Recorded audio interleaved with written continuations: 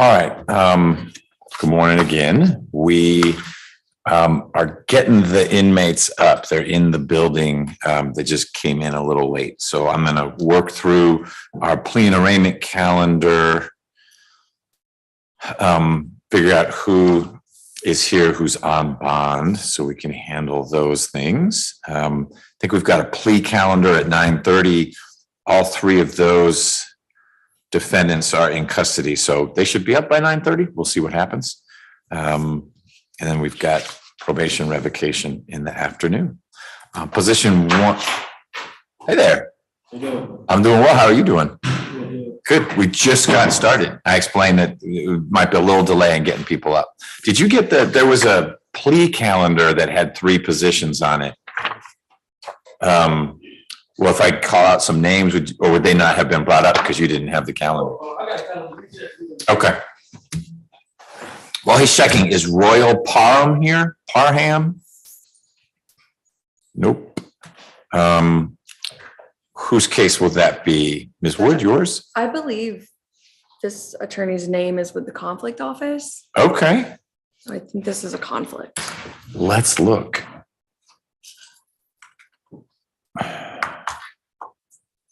Your Honor, this case is actually a transfer, repeated bank transfer. Okay, from non-complex. All right.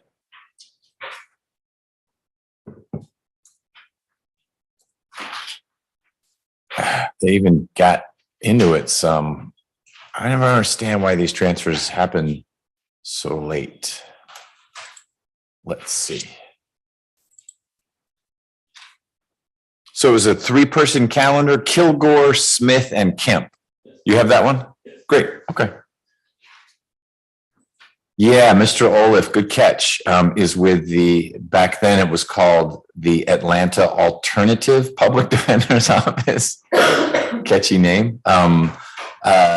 So we will need to see if Mr. Parham shows up, but also figure out the staffing piece.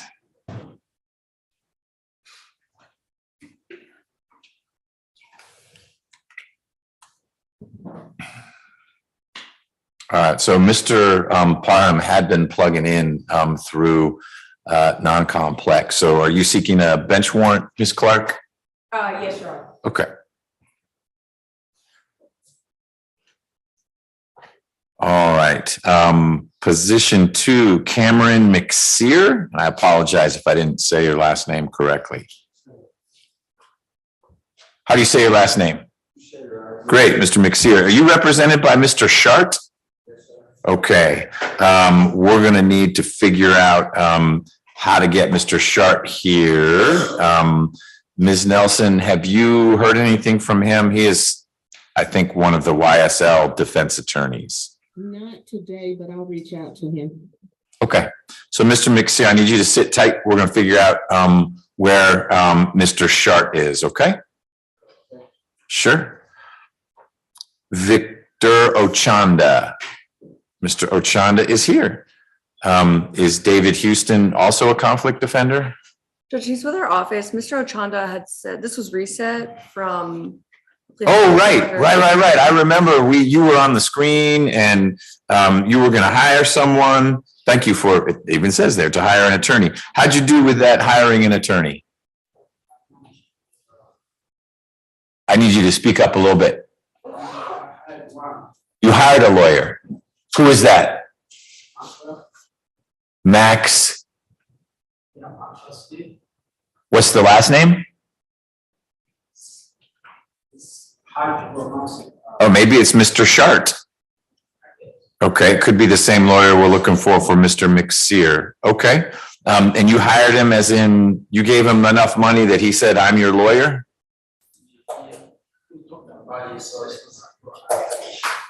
Okay, well, why don't you take a seat and we'll figure out if we can track Mr. Shart down, you'll be able to say, yep, that's the guy, and he can tell us if in fact he's representing you, okay?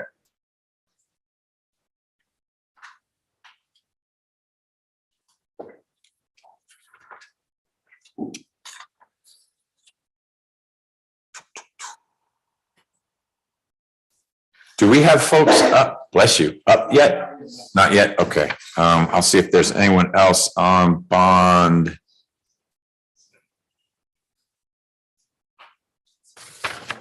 Mr. Shart, perfect timing. How are you? All right, I'm all right. You're limping a little bit. Yeah. All right. You tried to run further than you can run? I got halfway through my run this morning and then Bad things happened. yeah. Okay. You have for sure one case on plea and arraignment. I have two actually. Well, and that Mr. Ochanda was trying to say your last name, I think. Yes. He said Mr. Maxwell, and I thought maybe it's you. Well, why don't we handle both arraignments if you're all right with that? Yes. Okay. So we'll start with Mr. McSear. Mr. McSear, if you come up, stand up again. I know you can do it. All right. Is Mr. McSear waiving arraignment? Mr. McSear is waiving arraignment. I have been in contact with Mr. Peoples and I wanted to check on the status of things. We were talking about diversion. So one status would be, unless it's a specialized unit case, that Mr. Peoples has become Ms. Clark. Okay. We did, Judge, we did speak some time ago before I switched. I'll follow up on that. Okay. Okay, great. So we are going to waive formal arraignment today and just ask for 10 days to file. So in this division, you get more than 10 days. The waiver of arraignment form that you'll need to fill out is there, one of those stacks. You fill that out, you can leave it with Deputy Gordon. And then we'll get a scheduling order that actually has as the first deadline, the state to get you discovery, and your motions deadline is after that. Doesn't sound like with Mr. McSear, you'll need to invest a lot in that if you guys are close to sorting something out, but you'll certainly get time to digest discovery with your client and then decide if there are any motions that you want to file. Mr. McSear, let me look up your case, make sure we're on track with you. 187.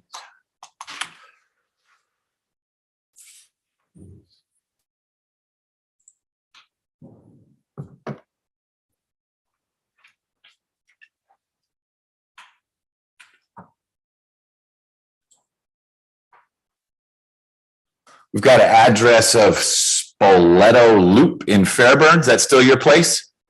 Good. Do you have his cell phone number? All right, excellent. Then you know how to stay in touch with people. If you move for some reason, you got to let Mr. Shart know so we can get a good address for you. Otherwise, we'll be mailing things to you, although Mr. Shart will be reaching out to you to say, hey, here's what's going on next with your case. He's going to fill out that piece of paper that simply says, my client says not guilty. And then he's going to keep negotiating with one of these two or both of these prosecutors right here. I will see you again, either because you all have worked the case out or it didn't work out and maybe there's some motion that Mr. Shart wants to argue. We'll need you here for that. Otherwise, I'll stay out of your business, okay? All right, don't go anywhere. I need Mr. Shart to, yeah, okay. So if you'll fill that out for Mr. McSear, then let's pivot to Mr. Ochanda. And that's Ms. So you can take a seat, Mr. McSear. That's Ms. Willingham's case, but I'm confident that one of these lawyers can fill in for the arraignment. Are you waiving arraignment on behalf of Mr. Ochanda? You're waiting for more. Okay, I noticed you picked up two of the waiver forms. Good. We will fill this out. Great, same deal. I will enter a scheduling order in Mr. Ochanda's case. You'll get discovery from Ms. Willingham if you haven't already, and then a motions deadline that's a little ways down the road. Okay, and let's make sure we've got good information on Mr. Ochanda.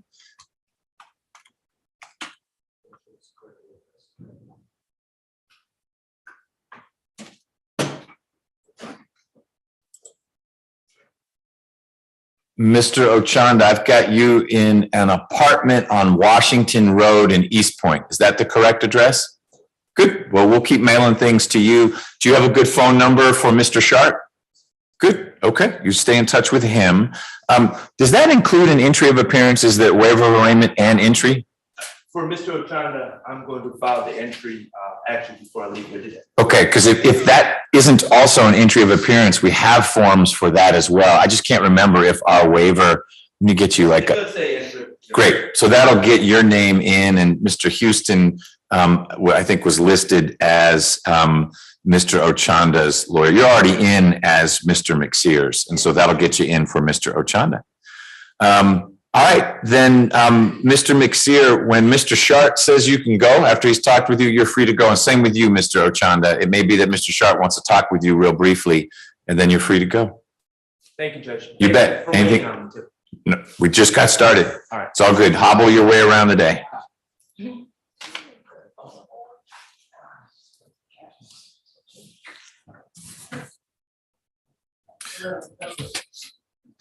All right, who else can we work through?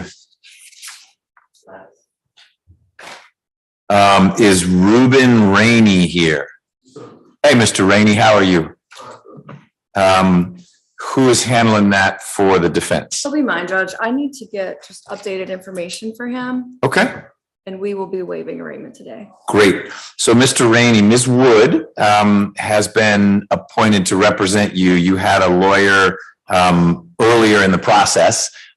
This is your forever lawyer now for this case in this courtroom. She needs to get good contact information from you, and you need to make sure you give her good contact information so we can update your address in the system, okay? Thank you, Judge. You bet.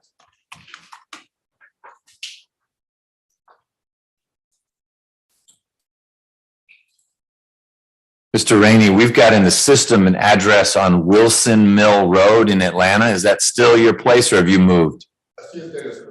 Good. All right. Anything else, Ms. Wood, on behalf of Mr. Rainey? No, Your Honor. All right, Ms. Clark, anything? Nothing.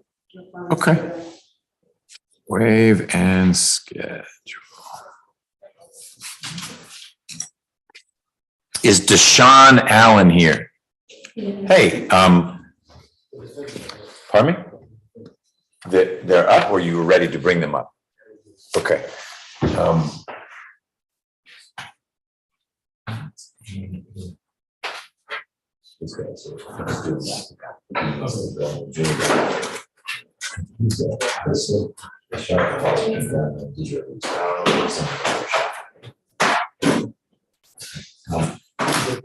You will. Oh, the time thing?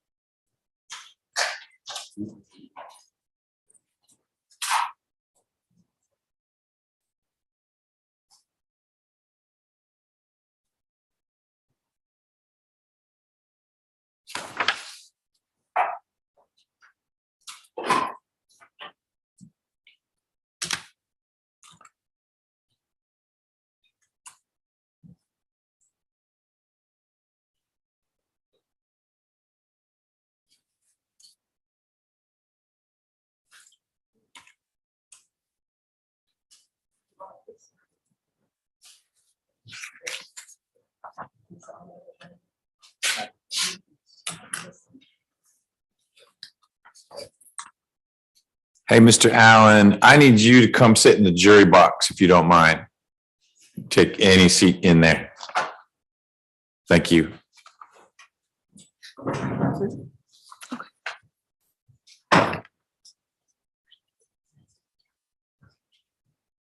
Okay. Ms. Wood, will you be handling? Oh, they're not confirmed? No, they're confirmed, but I think they have to reach out to. Those jurisdictions? See if they want. Okay, but the other one, because it's local. She says, because it's so old. Oh, this is an old one or the other ones are old? That one's. She said they didn't have. So what do we need to, assuming he's here, what do we need to do? Do we need to confirm this one I also? think so. I thought that's what this person did. The email you got from Right, Diego, but I they guess that they can tell me, but Gordon has to. go. do his own. Yes. Okay, all right. Ms. Wood, will you be representing Mr. Allen? Yes, Judge, and I will be waiving arraignment today and I'll get everything filed. Okay, so all Ms. Wood's gonna do, Mr. Allen, is file some paperwork that says you're pleading not guilty to the charges that you have with me. Then the prosecutor, who's Ms. Clark, will get your lawyer discovery, and then you guys can talk about that. Okay? I need you to sit tight for a minute. Michael Reynolds.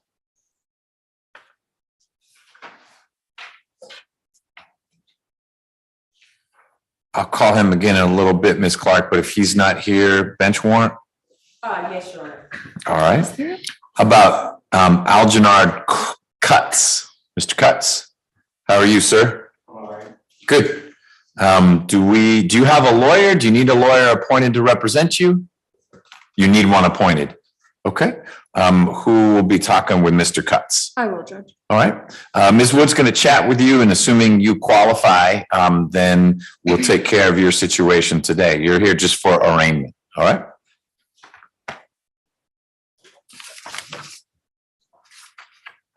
All right. When Deputy Gordon comes back in, we're going to sort out Mr. Allen's situation, and then he can. No? Okay. What I was told was Orlando and Cleveland. You want to double check? Okay. And then the other guy. I just had sorry on it. I just had I just used to live in Orlando, and I had a probation warrant out because I had caught this case and I dealt with it. And that's it. Okay. What about anything about Cleveland? No, I don't have anything. Okay. He's just going to double check. That's good. Thanks for sharing that. That's all we're trying to work out, because something popped up in the system saying Orlando and Cleveland. So we'll figure that out. Once we sort that out, either you'll get to go, or we'll sort out what needs to happen. And I think, other than Mr. Cutts, everything else involves folks who are in custody, but they're ready to be brought up. Ma'am, you are here for Mr. Lofton, and sir, you are? I had Oh, yeah, okay. I didn't know you were not in custody. So Mr. Melnick is your lawyer. Yeah, he was, but I'm in the process of firing. Firing Mr. Melnick. Why are you firing Mr. Melnick? He be playing games, like he didn't tell me I had court, he don't tell me that I had to go to my pretrial office. Okay, But I had court or whatever. all right. Time works. So are you gonna hire someone else? All right, well, I'm gonna wait a little bit, and we'll figure that out. I didn't know you were, out. When did you get out? I got out like in September. You've been out since September Yeah, of last year? Or just September as in like last month? last month. Last month, okay. And it does look like Mr. Melnick filed a motion to withdraw on October 13th. Okay, well, it may be a mutual divorce. Okay. Well, we're gonna reach out to him, see if we can track him down. But either way, we'll sort your situation out. And we'll get Mr. Lofton out here in just a minute.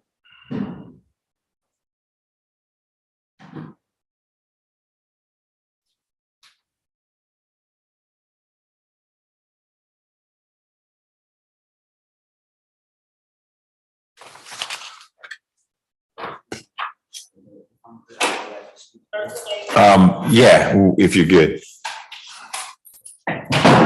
Morning, Sarge. Morning, sir.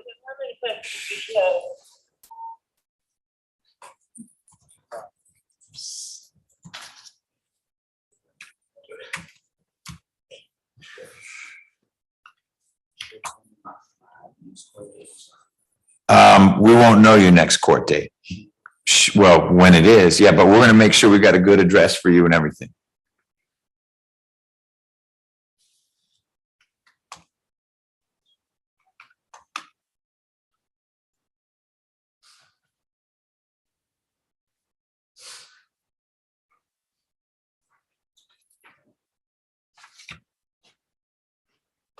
Mr. Peoples, what case are you here for, or cases?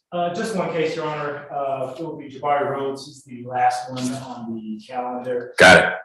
It's gonna go through. Okay. Is Ms. Gordon still representing him? Oh, you're gonna handle it. Excellent. And is he in custody? Okay.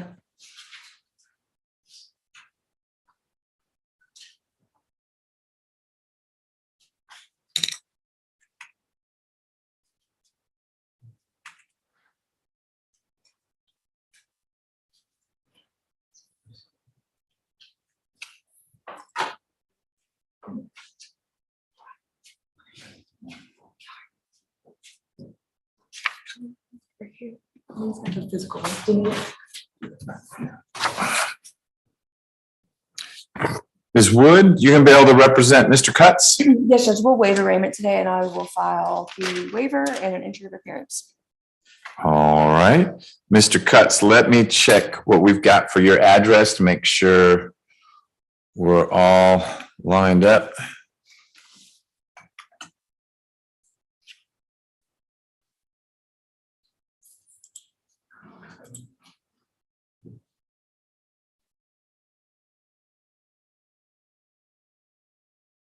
So as part of your bond, you're supposed to stay away from a guy named Charles Thompson. You've been doing that? Yeah, he lives in Washington DC, sir. Okay, that's great. So just as long as you're not where he is, that's all good. And I've got an address of Cypress Ridge in Stone Mountain. Cypress Ridge Circle. Yeah.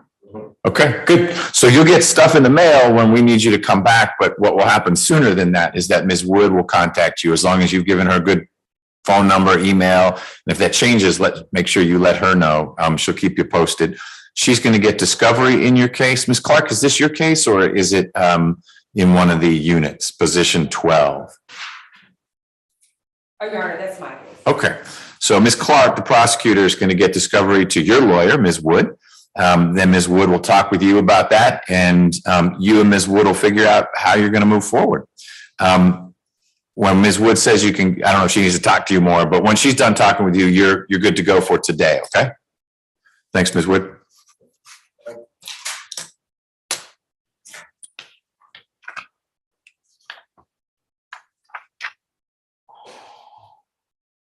So Deputy Gordon is checking, Mr. Allen maybe had warrants out of Florida and Ohio. He makes it sound like the Florida one has been addressed, so we're just double checking.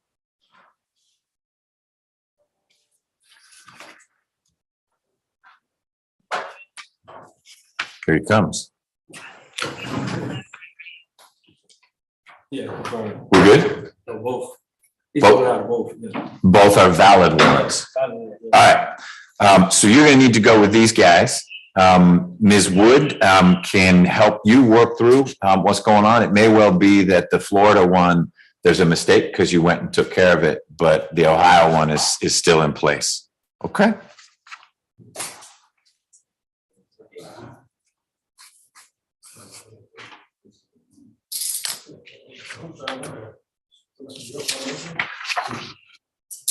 And what I'm going to do is when you guys take, I'm going to step off the bench so you can bring folks up. And we're going to reach out to Mr. Oh, I know you're there. Oh, you have some up? Okay. Hey, man, he was acting like I got no help. Yeah, I like it.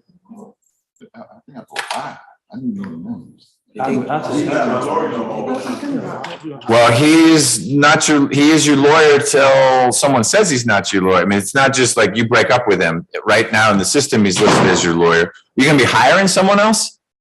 You need someone appointed to represent you. Okay. Well, that's helpful to know.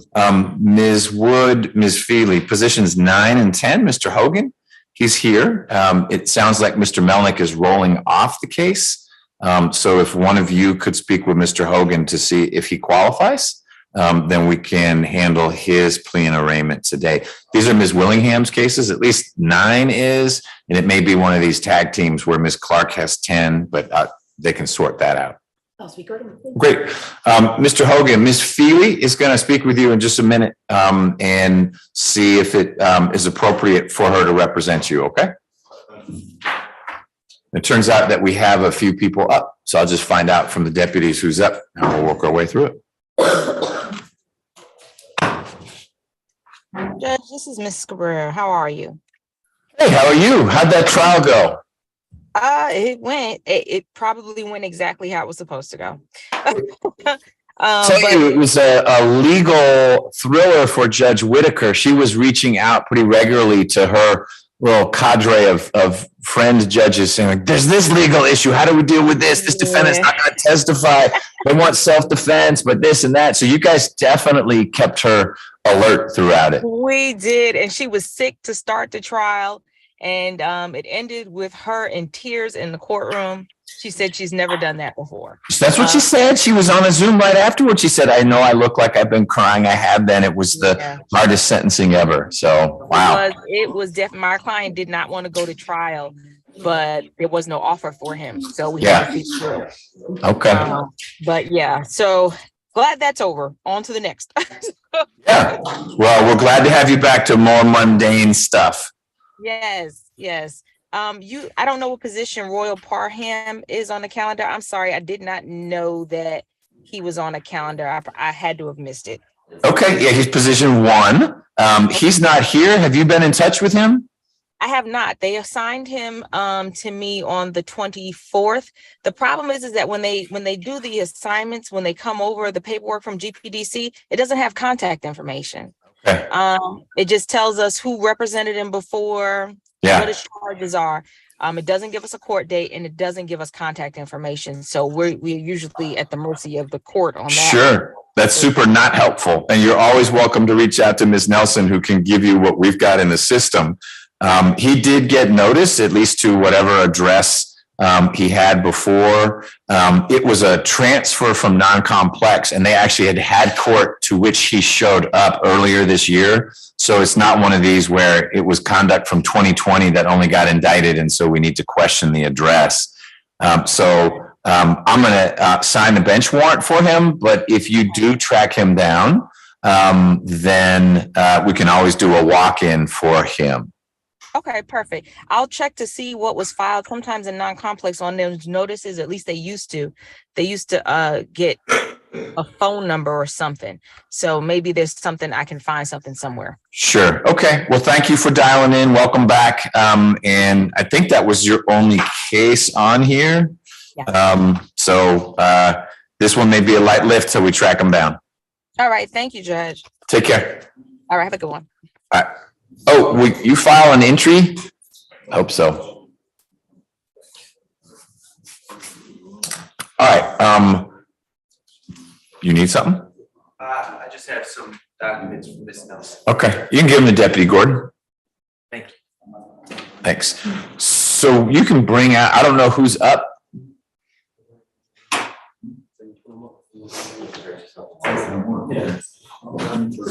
All right. I'm back, Judge. I'm sorry. You were saying something. Oh, I just want to make sure you file an entry in that case. I'm sorry. I didn't hear you. I'm sorry.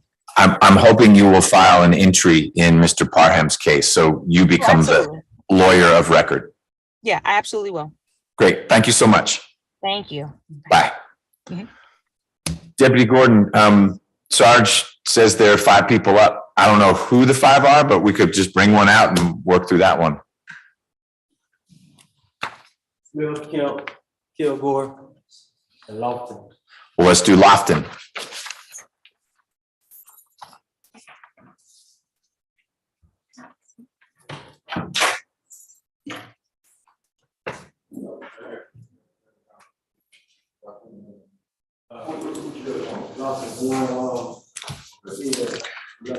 Ms.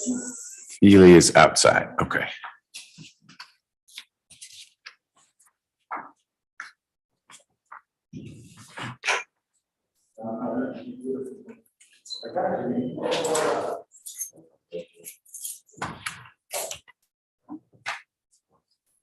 Ms. Feely, do you have a preference between Kilgore and Kemp, which plea we take first?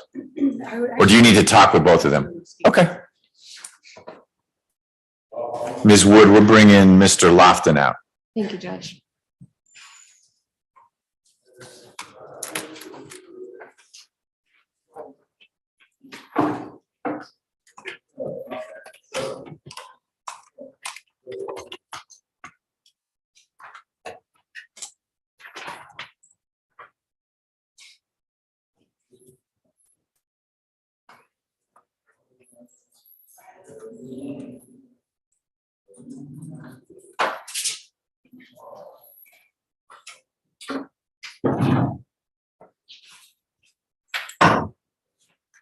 Busy morning.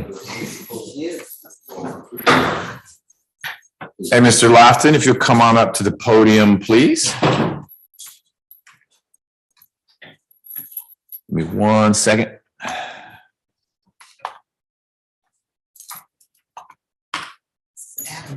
It is, and Adam is back there. He's here. He snuck in, the usual. All right, Mr. Lofton, this way. I'm Judge McBurney. Nice to meet you. Morning, sir. You are here for your arraignment. You have been charged with murder and a bunch of other offenses. And we need to figure out how we're going to move forward. You were on a calendar over a month ago, and I was told you were going to hire a lawyer. Is that something you're still planning on doing? Because we can't keep waiting if financially that's not going to work out. I want to move forward to read the case, but we was hiring an attorney. Me and my wife, she's in right there. Yep, I already said hi to her this morning. She's here. She's been writing my staff pretty regularly. But we got information about the attorney that we was previously going to hire. Some things that we choose not to follow up with him. Got it. That was Mr. Jerome? Yes, sir. Okay. So now we just want to move forward. We're going to today. Okay. Down the line and then go ahead and. And you are 100% able to do that. You have a right to any lawyer you can afford, and you can switch whenever you want to switch. But most of all, you have the right to a lawyer.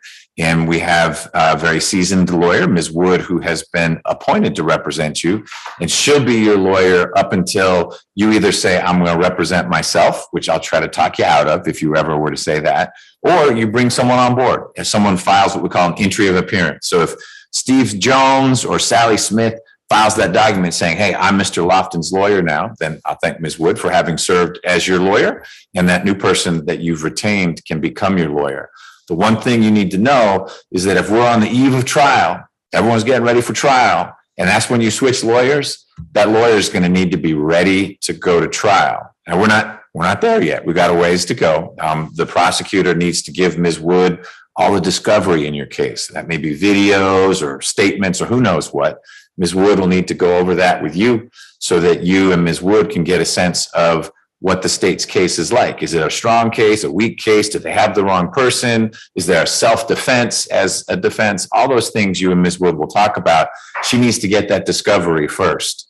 And she couldn't get it until now because you were saying, hold on, I may be bringing a lawyer on board. And we didn't want to give all the discovery to someone only for it to have to go somewhere else. Yes, sir. So I'm going to hear from Ms. Wood in a minute, but assuming we're handling your arraignment today, then after we do that, I'll enter what's called a scheduling order that will give a deadline to the prosecutor handling your case, Mr. Abate, who's seated back there. And he'll get all that discovery to Ms. Wood.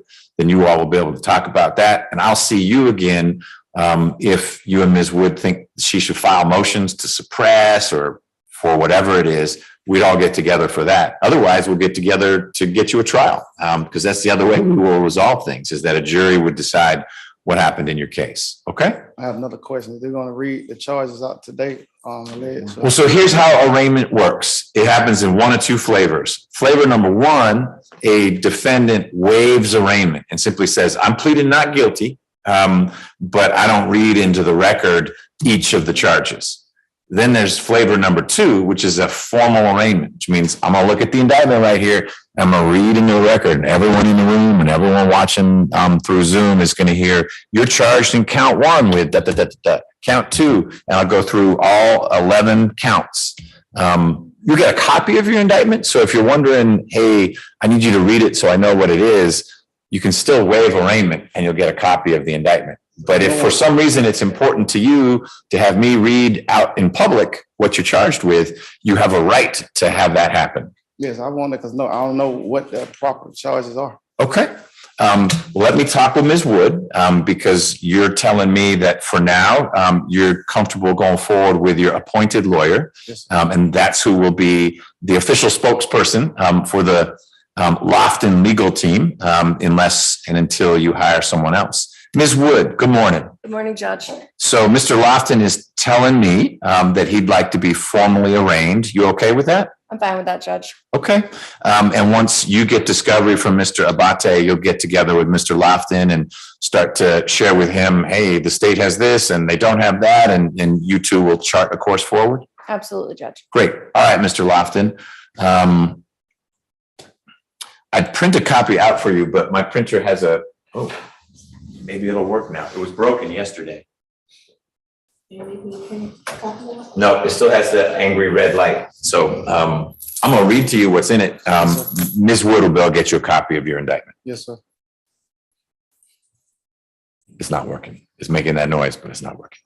All right, Mr. Lofton, you are charged with 11 counts.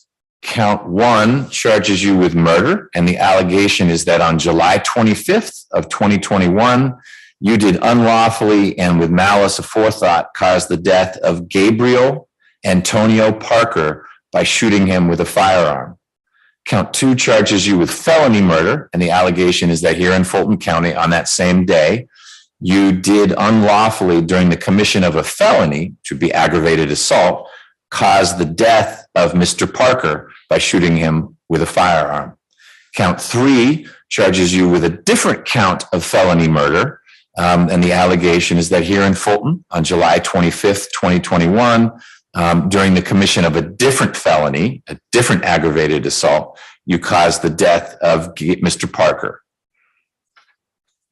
Count 4 charges you with a third count of felony murder.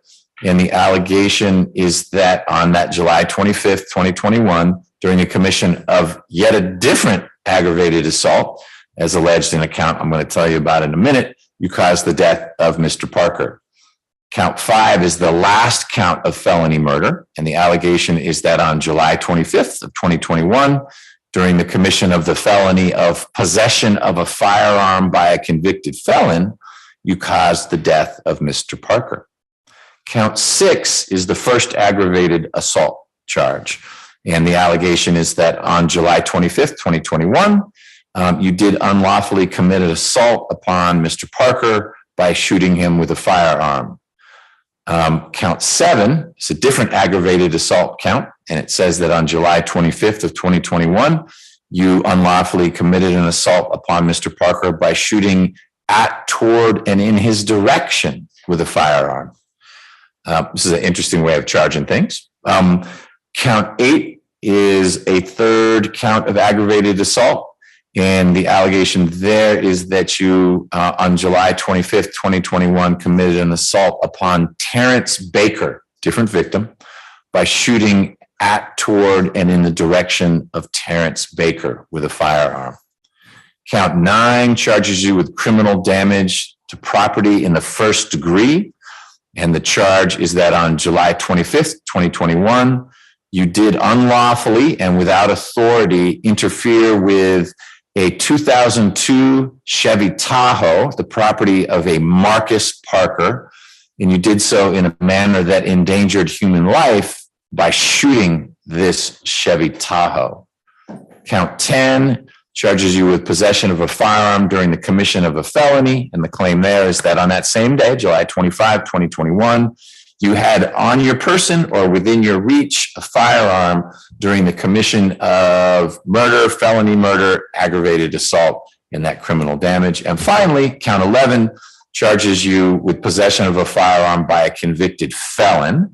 And the charge there is that on July 25th, 2021, you knowingly possessed a firearm after having been convicted of a felony in case 2001, CR 00400 in the Superior Court of Clayton County for the offense of robbery in June of 2002. So the main offense obviously is the murder of Gabriel Parker.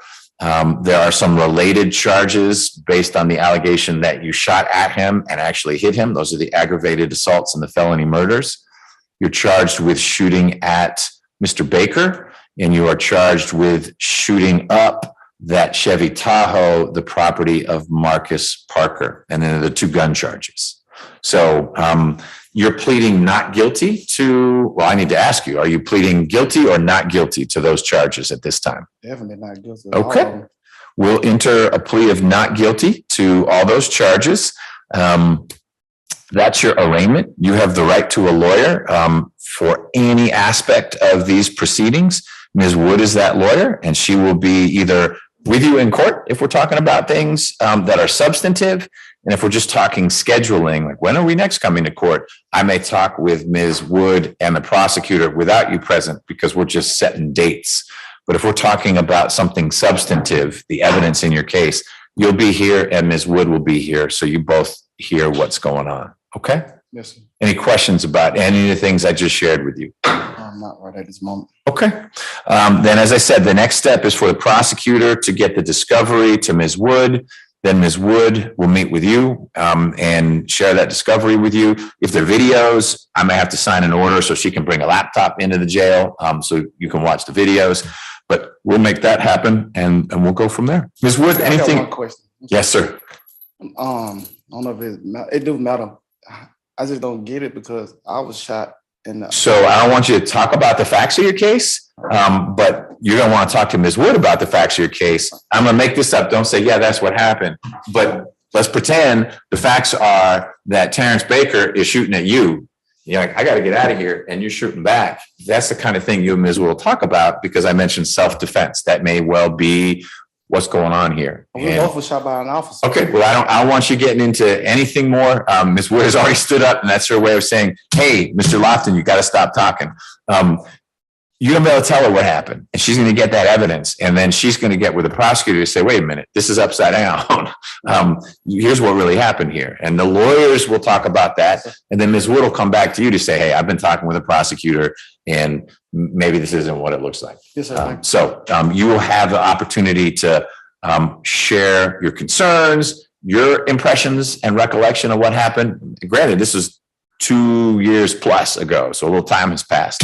You'll be able to tell her all about that, and she will factor all that in and say, all right, here's the best way for us to move forward. Okay? Yes, sir. Thank you. You bet. Ms. Wood, anything else on behalf of Mr. Lofton? No, Your Honor, thank you. Mr. Abate, any reason you can think of that will make it difficult for you to get discovery to Ms. Wood other than the inevitable GBI crime lab materials? Great. Okay. That means that you'll be getting that discovery soon. Thank you, sir. All right.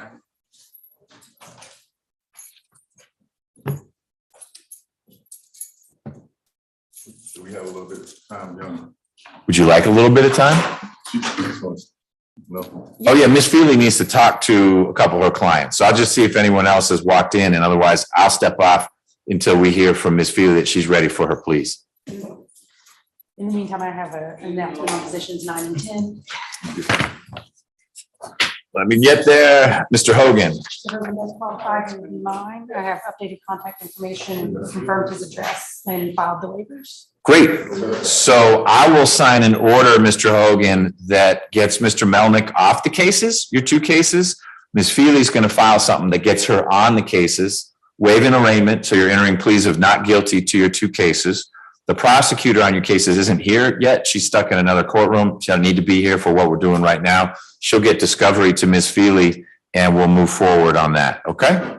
Ms. Clark, I think you may be handling position 10. Anything from the state? On position 10. Your Honor, actually, Emily Willingham is gonna handle both. She'll handle both? Okay. But I will relate to her who that Attorney Wood. Actually, Ms. Feely. Feely. Yep. Great. Okay. So, Mr. Hogan, if Ms. Feely doesn't need to talk to you anymore, you're good to go. All right, thank you. Yep.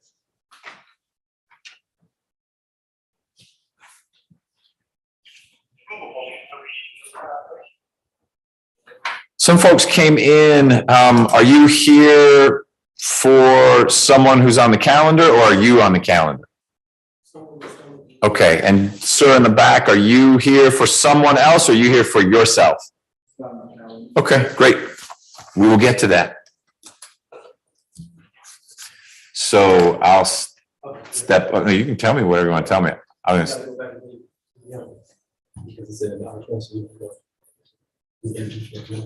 oh, but he is, okay, got it. All right, we can handle the other stuff.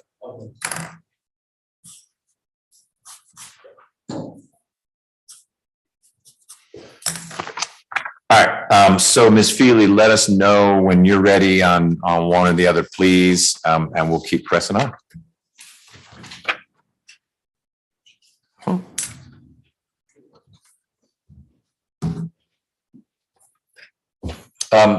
And Ms. Primovic, I think your client was the one that, so Mr. Rhodes, it said somewhere for the deputies that he was not in custody. He is, they didn't bring him up. He's here. They just didn't know to bring him up because there was some notation that he'd be coming in this way and he's not. So they'll get Mr. Yeah, that's why. So they'll get him up. We can do that plea also. Sure.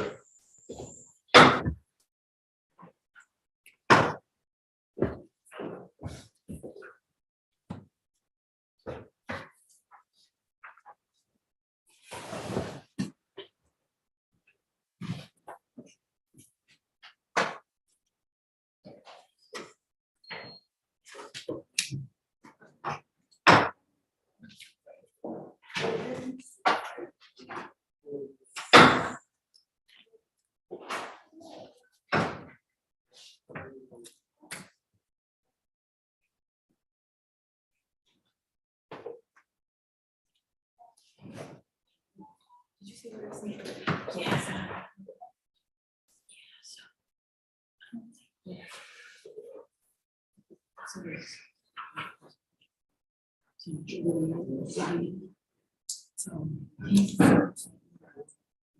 I mean, I'm gonna talk to him again. What I'm gonna do is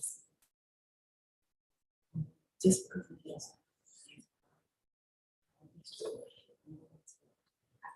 This.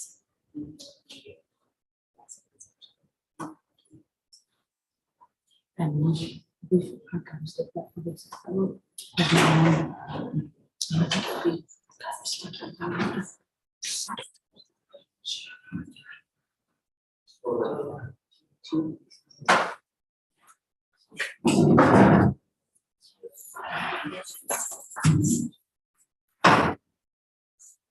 You don't hear Mr. Rose? Yes. I'm there on the but we're just on.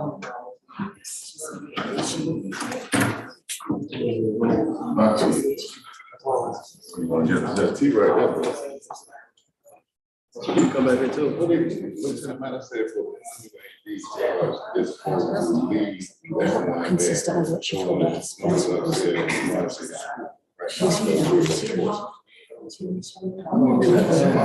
Yeah, don't think about this. Yeah, I said we 13 verse 2. I have one new. And the cell on 8. Got 4.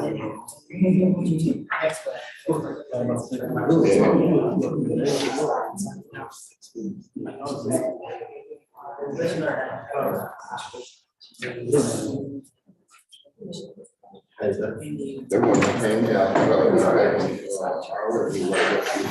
already listened to it. Yeah, I heard. Because they said they want them. I'm like, yeah. Yeah, you can. You talking about it? I was just trying to make sure you were saying what I was talking about. I said, well, talk to you. I ain't new to this. Yeah. Okay.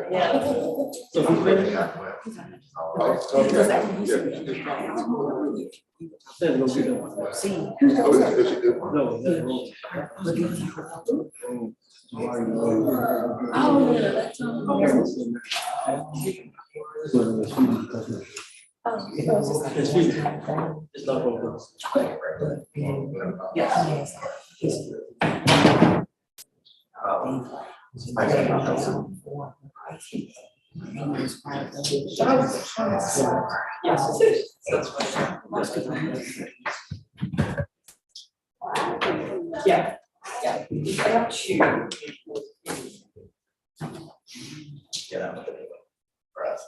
Yeah, that is. Thank you, Heather. I'm going back to, Ingram. Okay. Text me when.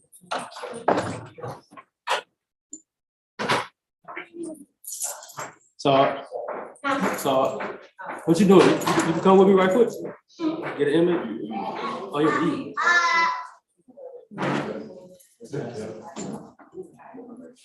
What time y'all coming up?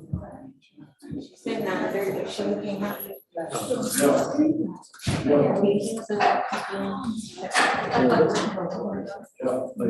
Okay. It's your room. Huh? Your room. Me and, Gordon, Trina. Gordon. All right. Just listen out. Okay.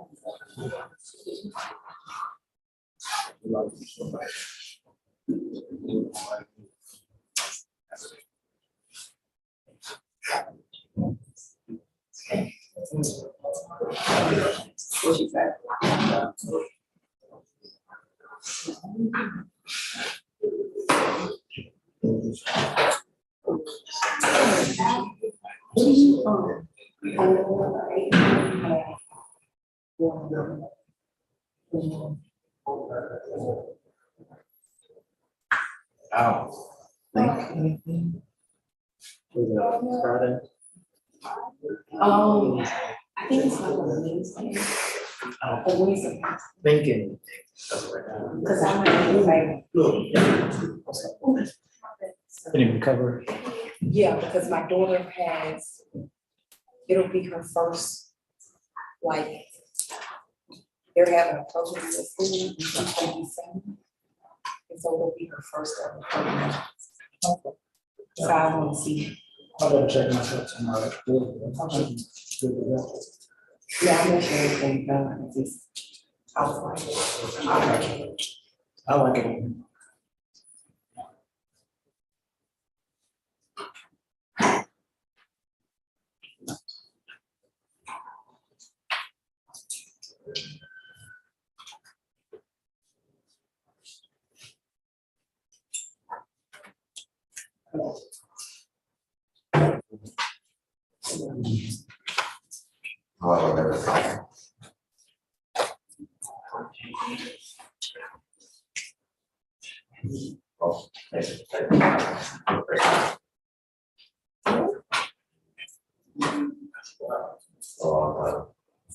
You started in high school. Was it structured that way?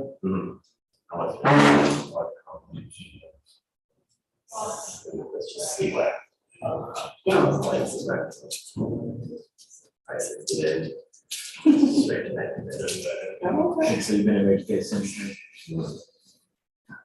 do you always wear your person? No. I didn't it's a cost to delay. People do That's a that. good reason.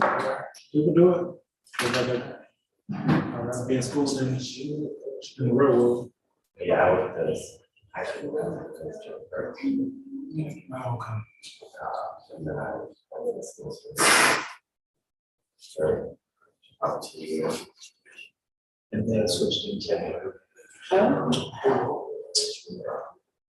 That's a long time. Kara and I came together. Who? Kara Conner. She was,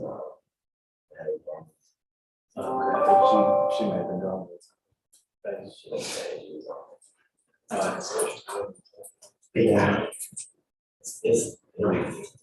It'll be 30 years. Is it long? It is a long time. 2023. 13 years, what is it, 2013? Oh, I just got to watch. How old? I just got to. How long was that? How long was that? 10 years. But then, you know, actually, like I worked in corporate, Oh, there's. I work in corporate, and so I date myself. But I work in corporate, I work personnel, Okay. Okay. the business. And then, Same one to us. Just there it is. Just there it is. But I always wanted to be a lawyer. Yeah. But like, when I came on the school, got me kind of really good job offer. So it's like, Yes. but I kept getting still back too, because then I went to the RCO, and all the departments and stuff that I work for, they was lawyers, because I worked in, health, health risk advisory service. So the majority of the departments were lawyers.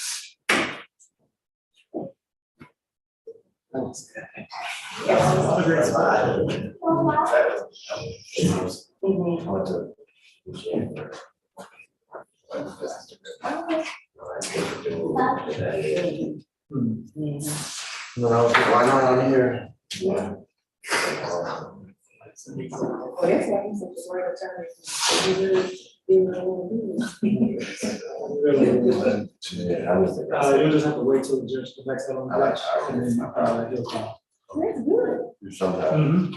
Actually.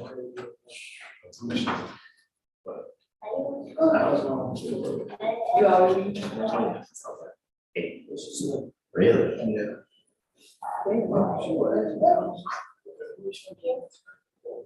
I didn't know that I would end up being a judge.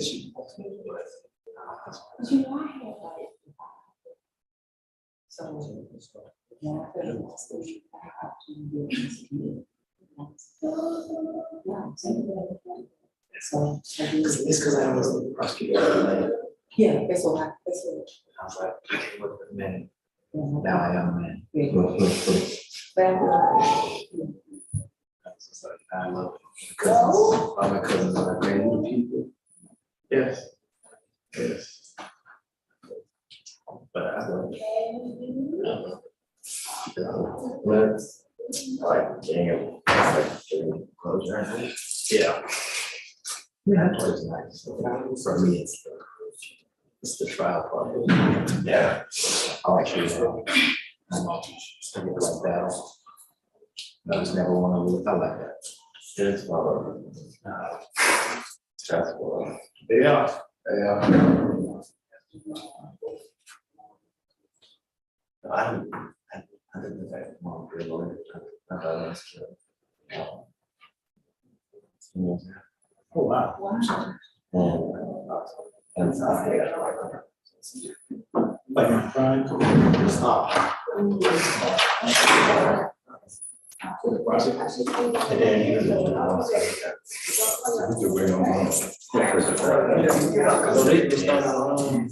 Hello, what?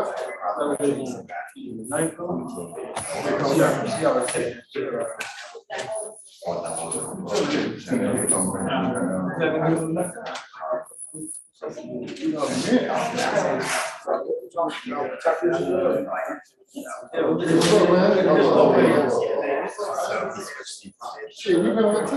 You know what I mean? Look, what's up, man? What's up, man? Shit, I don't even go work at the office 1:30. 1:30. 6:30. And then when you know what I'm saying? It was 16, yeah, she was 7, so they got charges. Stay down there. So, Stay down there. 5 years. He's over there, hit one with them good. So,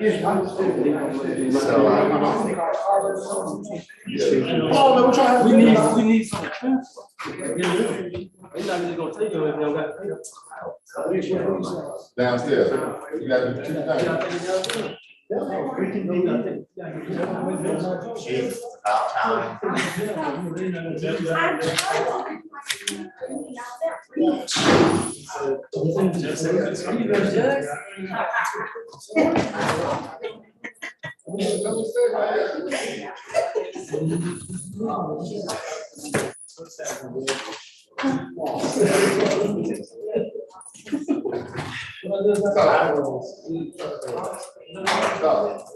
I'm so tired.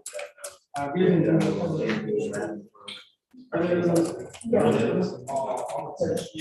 They didn't play any.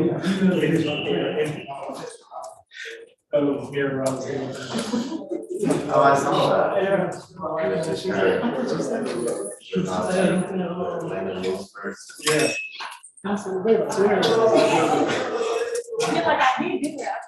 Yeah.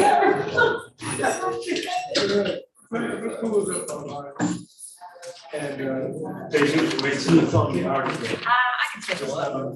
Yeah. You gonna get yours. Oh, yeah. You can go back.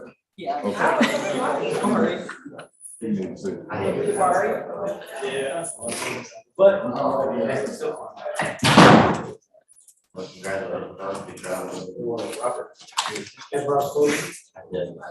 You were actually in the house, same time. Oh. I was In which one? Thank you. check downs. We really do appreciate it. You doing that? Yeah. I mean, it was murder.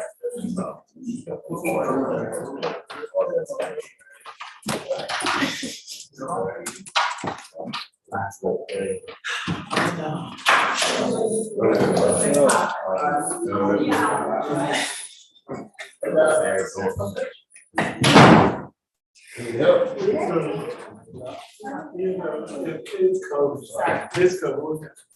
Okay, we're supposed to leave the right time. Yeah, it must be nice. It must be nice. Yes, I saw you on the billboard.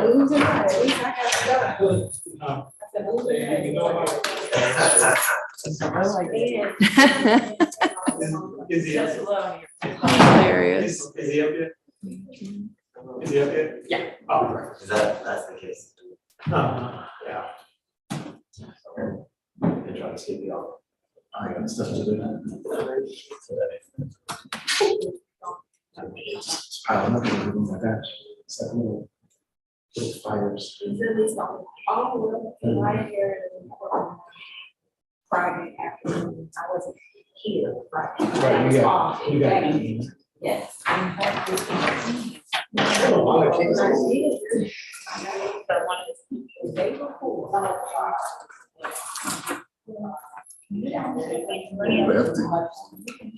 Lefties are the only ones in their right mind. Yeah, a lot of cases in that. There's a lot. Did you see I sent the mentions?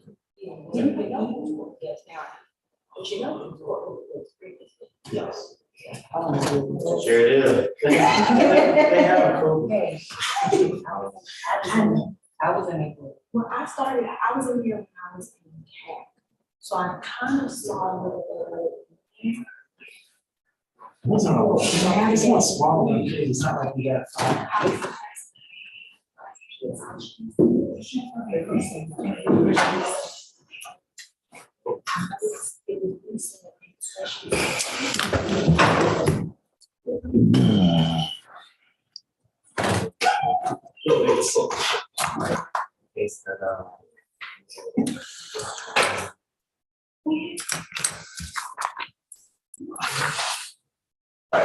Hey, you guys keep talking. We don't have any defendants. We're gonna knock on the door from Ms. Feely in just a minute. Ms. Willingham, Mr. Hogan was here. He has successfully fired Mr. Melnick, and Ms. Feely is handling his 2 cases. I'm not quite sure how he's out on bond, but he's out on bond, so. Yeah, I think we were wondering that, oh, no, that's the one that, do you remember Mr. Melnick emailed us? Because technically he was granted bond, but the case had already been indicted. And the order was entered on the CP. This is the one Mr. Melnick emailing us that for. That's how he got it. Okay. Well, I'm gonna look at it, but anyway, he was here, and he has new representation, and I can't remember, I don't think we handled any of. Mr. Ochanda was here. He's hired Mr. Shart. Mr. Shart was here, and he filled out the waiver of arraignment. So we'll get a scheduling order out, and then you'll get discovery to Mr. Shart. He's kind of hard to track down. He mentioned that that's who he was gonna get last time. I know. I recall you explaining to him. Yep. But back-to-back defendants here had Mr. Sharp. Mr. Sharp hobbled in and did what he needed to do. Okay, well, thank you. You bet. Ms. Wood, would you mind knocking on the door so we can see if Ms. Feely's ready on something? Or they may have brought up Ms. Pruitt. Is your client ready to go if he is brought up? Yep, he's here. Okay. Okay. And I also have a plea ready, Judge. Okay. Great. Is someone in custody? Yes, sir. Okay. Ms. Feely can keep going. We could bring out, who should we bring out?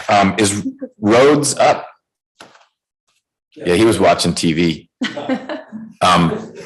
If we could. Okay, but we need to do something. So she can come on out. We could do Rhodes, please. Position 1. Mr. Parham? Which one's Mr. Parham? Hey, Mr. Parham. It's going all right. We thought you weren't going to be here, so I was about to sign a warrant. Let's look up your case. Make sure we've got good address information. 7396.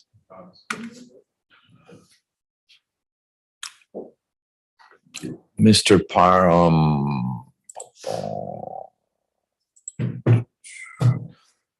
So we've got an address in Riverdale, Valleydale Drive, still your place? Okay, did you get something in the mail to be here today? Oh, okay, you just got stuck? Oh, okay, well, it was at 9, but it's all good, you can see we're still doing things. Your lawyer was able to dial in, she's gonna file an entry of appearance, and then we'll reach out to her. Can you leave with Deputy Gordon a good phone number so the lawyer can call you?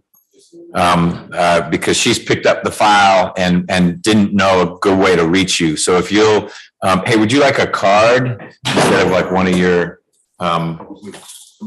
here, I actually don't have a note card, but he can write it on this. So you just put your name, ideally an email address as well, and a phone number. I'll make sure that gets to your lawyer. And then she'll reach out to you. She'll give you her contact information and we can move your case forward. Okay. Yeah. Yeah. But what would, yes, it'll come in the mail, but your lawyer, if you give us good info, she'll also call you to say, hey, come on down, or maybe it could be the kind of thing where you could get on Zoom. So you don't have to come on down. You could be from your work or your home or whatever's going on. But that's only if we all have good contact information. Okay, so name, email, phone number.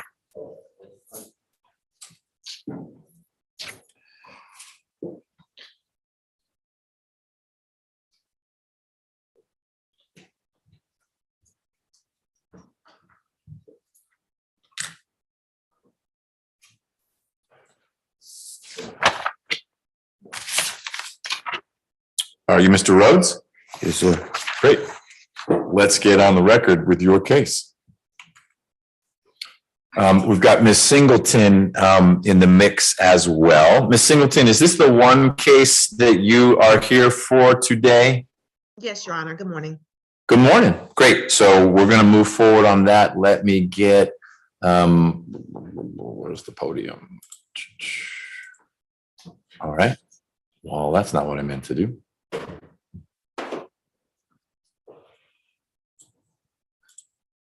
Okay. Yeah, yes, you may. Thanks for asking. You too. All right, this is position 13 on our plea and arraignment calendar, 23 SC 189634, State versus Jabari Rhodes. Mr. Rhodes is here with Ms. Primovic. And Ms. Clark, Mr. Peoples is here for the state. Mr. Rhodes' co-defendant, Mr. Newton, has already resolved his set of charges. Mr. Rhodes, how old are you? 16. 16? Okay.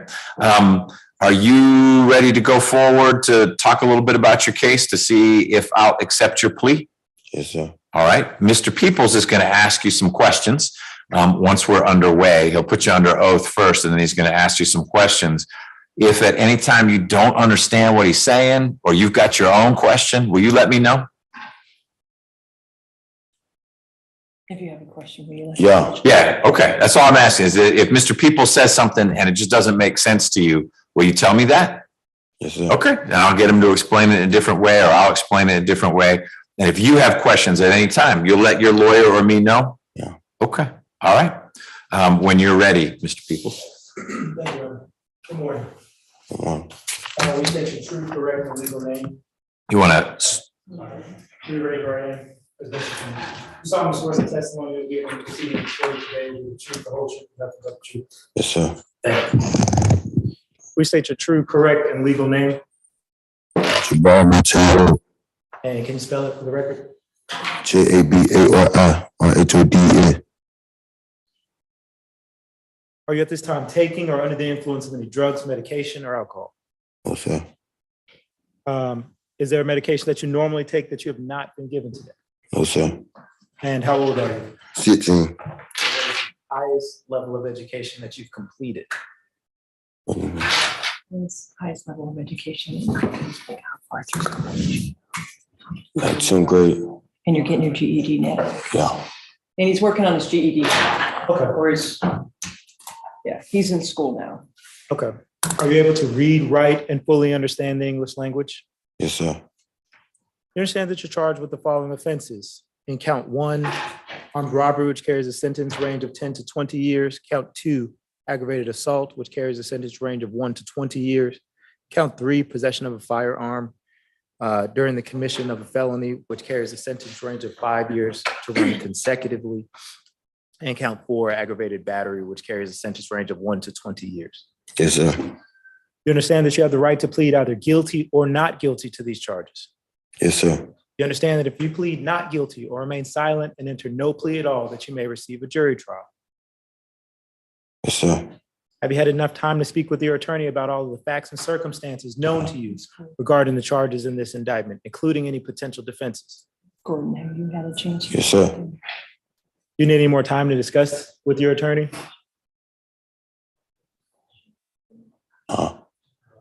No. Okay. Are you satisfied with their services? Yes, sir. Counsel, do you waive formal reading of the indictment? Do you waive any and all defects in the indictment, including any with respect to your client's name? Yes, sir, we do. Mr. Rhodes, do you understand that this is a negotiated plea of guilty, which means that the joint recommendation of the state and the defense will be, Your Honor, we would ask that count 1 be reduced to robbery under OCGA 16-8-40, and counts 2, 3, and 4 be null-prost. And the recommendation is 6 years of probation, a weapons forfeiture, a stay away from the co-defendant, Mr. Rashawn Newton, as well as from the victim, Mr. Joshua, common spelling, and Joshua Zimmerman, Zimmerman, completion of a GED or high school equivalency, and completion of an anger management course. All right. You understand all of that? Yes, sir. You understand, however, that the court does not have to accept this recommendation, and the court can sentence you to the maximum on each charge and can run those sentences consecutively or one after the other. Yes.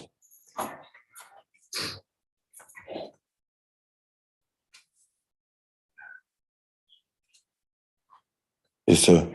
You understand that if the court decides to order a sentence that differs from the negotiated plea, that you have the right to withdraw your plea of guilty. Yes, sir. You understand that if you are placed on probation of any kind, that you cannot violate any criminal laws of any governmental unit or any special conditions of probation without being subject to revocation for the balance of the sentence.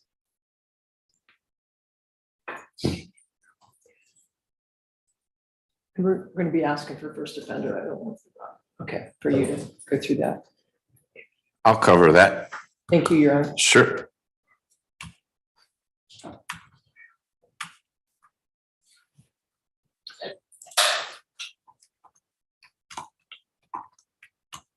Yes, sir. You understand that you are not allowed to possess nor use a firearm while on probation. Yes, sir. Are you a citizen of the United States?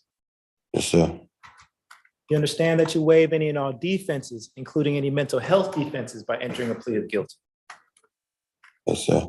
There are certain rights that you give up when you plead guilty, which include the right to a trial by jury, the right to remain silent and not incriminate yourself, the right to confront the witnesses against you, the right to the assistance of counsel hired by you, or to court-appointed counsel if you cannot afford an attorney at a trial of your case, the right to the presumption of innocence, the right to testify on your own behalf and to present other evidence, the right to subpoena witnesses and compel the production of evidence, the right to have the charges against you proven beyond a reasonable doubt, and the right to appeal if convicted of these charges after a trial. Do you understand all of those rights? Yes, sir. Has anyone used any force, threats, or promises which has caused you to enter this guilty plea against your will? No, sir. Is it your decision to, come on.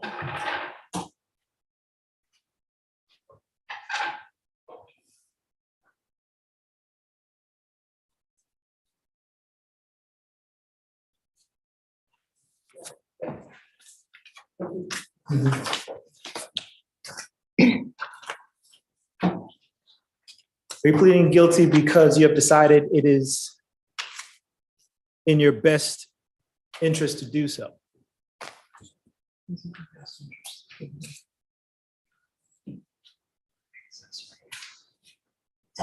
Yes, sir. Are you aware that even if you are not admitting guilt, this is a plea of guilty and still places you in the same position as if you were convicted by a jury at trial? Yes, sir. How do you plead to the charge of robbery? Guilty. And he'll be doing that under Alfred, Your Honor. Is this voluntarily and freely given with full knowledge of the charges against you?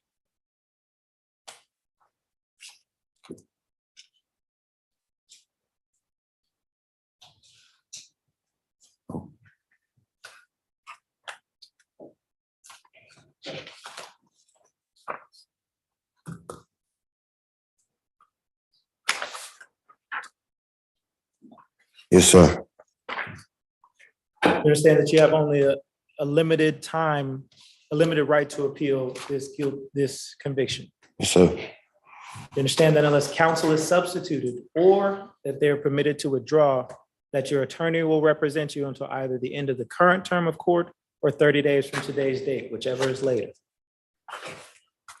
Yes, sir. You understand that you have only 12 months from today for a misdemeanor charge and 4 years for felonies to file a habeas corpus petition challenging the voluntariness of this guilty plea.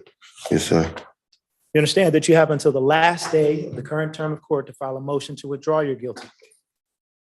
Yes, sir. You understand that any of the filings that we've just discussed must be filed by your counsel unless you're representing yourself. Yes, sir. Thank you.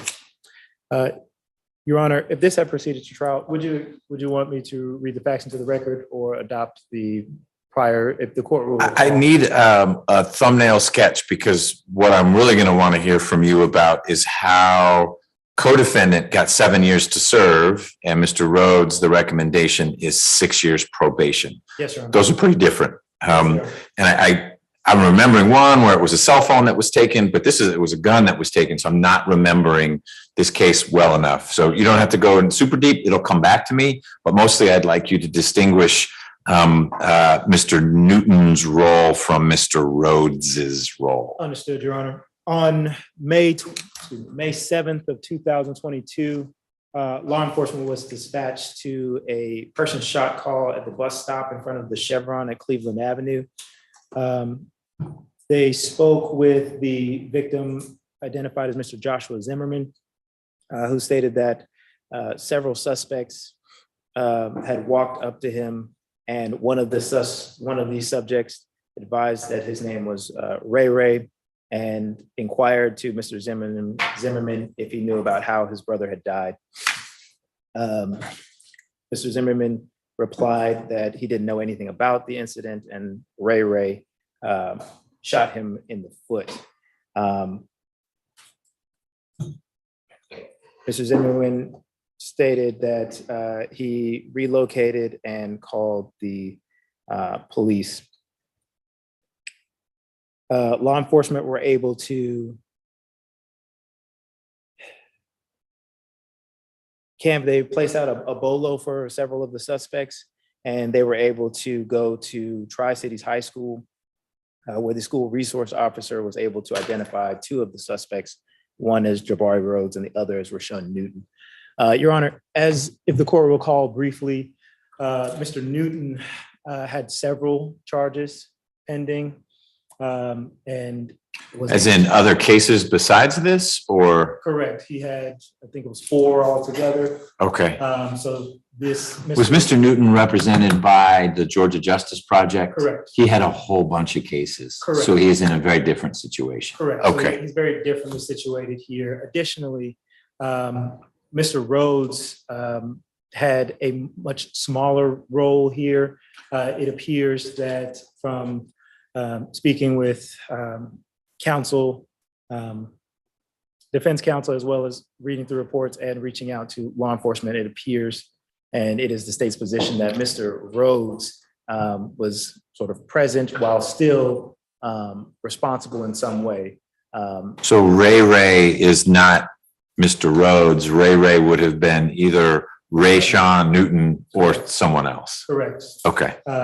So for that, Your Honor, we believe that this, as well as for Mr. Rhodes' age and ability to be rehabilitated, we believe this is an excellent resolution to this case. I've spoken at length with, not Ms. Primovic, but his attorney. Ms. Gordon. Yes, Ms. Gordon. Yeah. And having spoken to her and all of the special conditions, we believe will assist Mr. Rhodes on his journey to becoming a productive member of society. But that is why, Your Honor, they're so differently situated. Okay. Got it. Thank you. Good morning, Ms. Jackson. I'm going to actually consult with Ms. Singleton on this one, given Mr. Rhodes's age. Ms. Singleton, do you have any information about Mr. Rhodes's juvenile history that you think I ought to know in assessing whether this is a reasonable recommendation? Your Honor, he only has one prior juvenile case, which was an entering auto. I had spoken with his previous probation officer, and she stated up until the point that he received this case, he was compliant with probation. They did not have any issues with him while he was out until this incident occurred. Okay. I would like to add one thing, Your Honor. Please. Mr. Peoples and the defense counsel may not have thought of it, but this will be one of those situations where the defendant is too young to start probation with the Department of Community Corrections. So he'll be under my supervision until his 17th birthday. So that will need to be reflected on the sentence that he'll be released to and supervised by myself and until he's 17, and that he'll receive credit towards his adult probation sentence for the time that he's under my supervision. Sure. So the 6-year clock, if I go with 6 years, starts running as soon as he plugs in with you. When's your birthday, Mr. Rhodes? December 14. So you'll turn 17 in about 2 months? Okay, so for about 2 months, Ms. Singleton, Mr. Rhodes will be under your supervision, and then he will transition in the middle of December to being supervised by DCS. Yes, Your Honor. Okay. Is there anything else, because Mr. Rhodes is right now a juvenile, that's going to come up where when he reaches a certain age, his sentence has to be reviewed again? Or is that only if they're in custody, or when? That's only if they're in custody, Your Honor. Okay, so this is a smoother handoff that doesn't require judicial intervention. That's correct, Your Honor. Okay, all right. Ms. Primovic, How long has Mr. Rhodes been in custody? I heard the May 7th, 2022, I think it was May 7th, 2023. So Mr. Rhodes has basically been in at most since May 7th of this year. May 25th. Okay. All right. So what would that be, 5 months? About almost to the day. Okay. All right. What would you like to add, Ms. Primovic? Thank you, Your Honor. We appreciate the state realizing and concerned about Mr. Rhodes's future. And this would have been a party to the crime situation. We would have had a mere presence. It wasn't his gun. It was the young man who got the 7 years. Our defense would have been he had no idea that this was going to happen. He didn't get any rewards from it. Matter of fact, he basically ran away. He's being supported by his mother and his family, who's here today, Your Honor. He is doing really, really well in school. He was on the honor roll in September, and I believe his mom says in October. His grades are very good. I believe in Ms. Singleton will get with him to continue his GED or his high school diploma.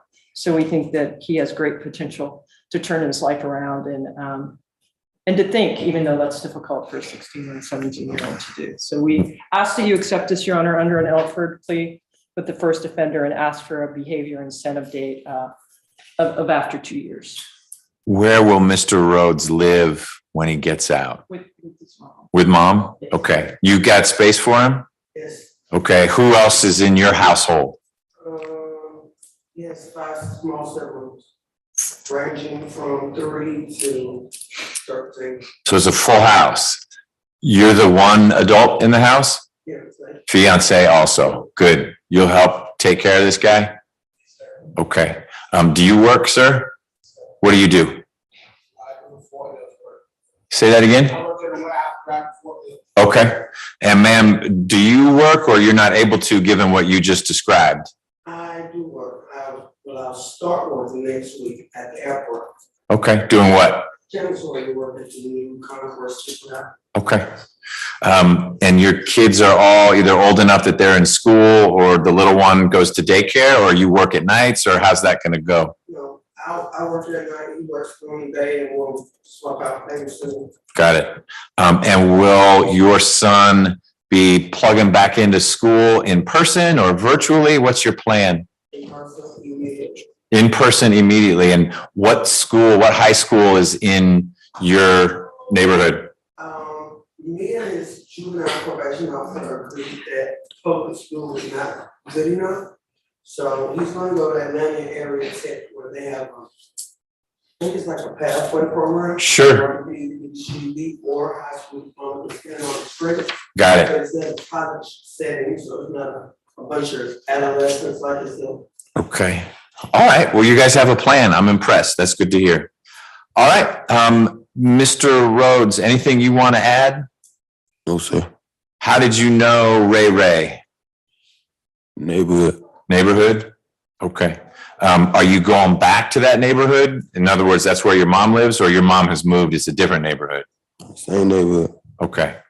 All right. Do you have any questions about anything we've been talking about? No, sir.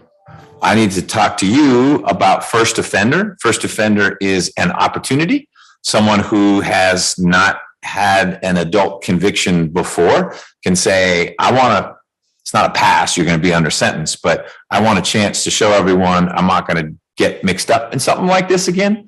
And if you successfully complete your sentence, then it's not a conviction. You don't show up on your record. It can get taken off your record.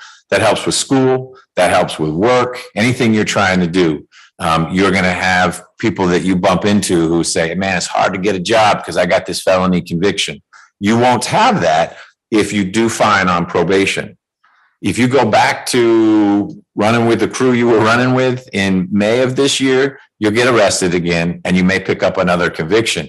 If you get new charges while you are a first offender, then you're going to come back in front of me and the prosecutor may well say, you know what, I want to take away Mr. Rhodes's first offender.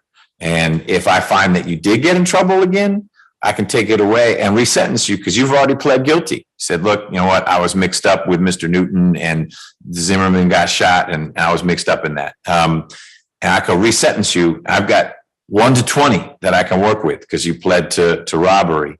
And I'm making these numbers up, but if, let's say 6 months from now, you get arrested and you've got a gun on you, you'll come back in here, and if the state can prove that you had a gun on you, not only do you have a new charge for having a gun on you, but I could say, you know what, you told me you were going to do differently. Your mom set up this opportunity where you could go to school. Her fiance was trying to help you out. You screwed it up. I'm going to send you away for 5 years. And that's on this case. You'll still have those new charges. I'm sharing that with you because I want to make sure you think first offender is a good idea. That means you are committing to yourself and to your family that you're going to do your best to stay out of trouble. And that's not always easy to do. Life is complicated. And if you're in that same neighborhood and the guy's like, hey, come on, roll with us. And you say, all right. And then the next thing you know, car, drugs, guns, and you get arrested. This all blows up in your face. So I don't know if you're ready. It's your call, not mine, but you're young. And I have a kid who's your age. He doesn't always make the best decisions, not because he's a bad kid, but because he's a kid. And his friends say, hey, let's go do X. And X is a stupid idea. But the kids, and they like, it's all right. We're bulletproof. Do you think being a first offender is a good idea for you? Yes, sir. Okay. Well, I find that you understand the benefit of first offender and the risk. I will sentence you as a first offender. I find that there's a factual basis for your plea. I agree with both the prosecutor and Ms. Primovic that this case was a whole lot stronger against Mr. Newton than it was against you, but it'd be kind of risky to go to trial. I don't know what a jury's going to do, so I'll accept your plea. I find your plea is knowing, meaning you've understood what we talked about, and voluntary, meaning no one's forcing you to do this. You've decided to do it on your own. I'm sentencing you pursuant to the Probation Options Management Act. And all that means is that while you're on probation, if you have a little issue, maybe you miss a meeting with them or you get behind on being in school or something, they will work through that with you. But if it's more serious, you get arrested again, that comes back to me. Mr. Peoples, can my staff sign the indictment on your behalf? Yes, sir. Ms. Primovic? Yes, sir. Mr. Rhodes, is it okay if we sign your name on there indicating your first offender plea to robbery? Yes, sir. All right, we'll do that.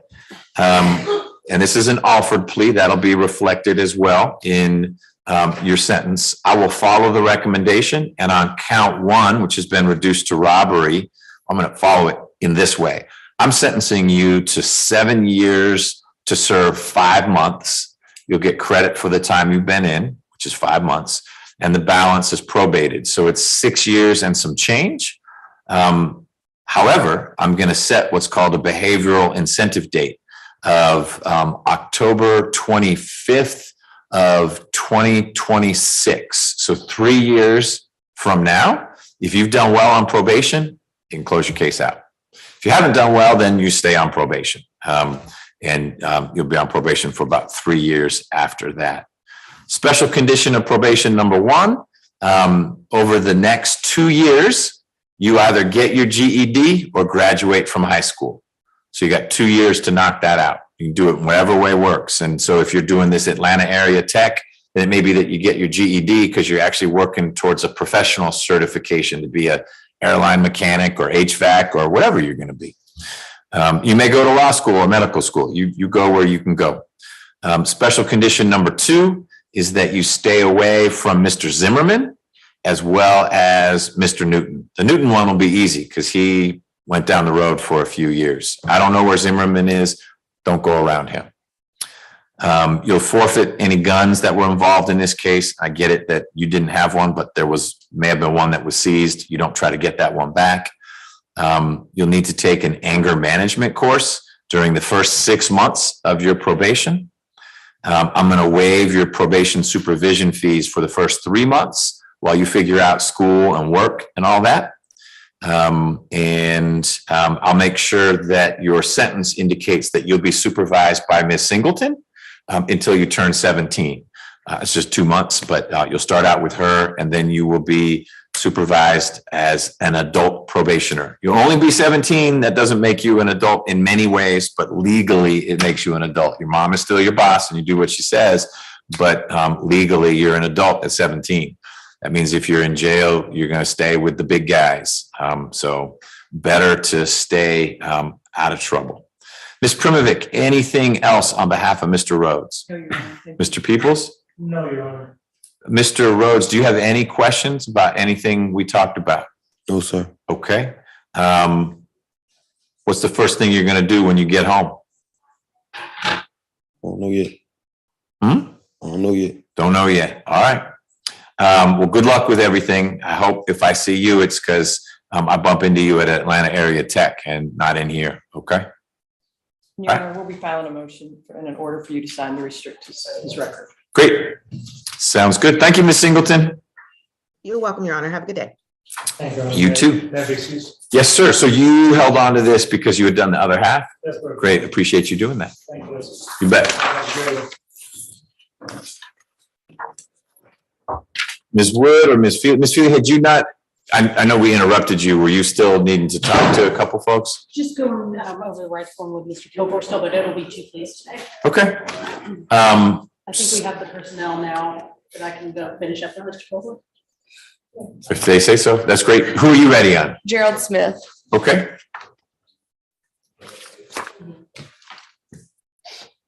Is that your last case, Ms. Willingham? We're going to do Mr. Smith now. Okay.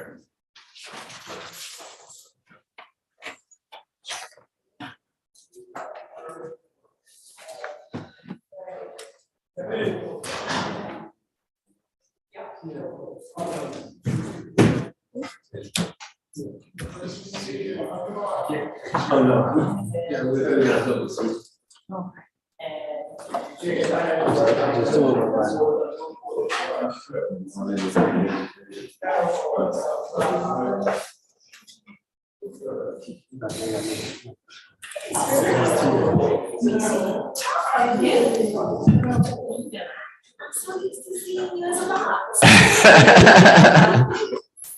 Excuse me, no. It's good to see your face. No, thank you. It's good to be seen. I appreciate that.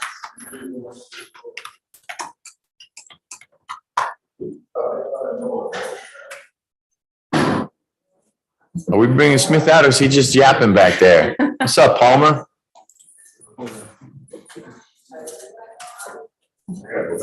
Okay, so speak. Okay. Okay.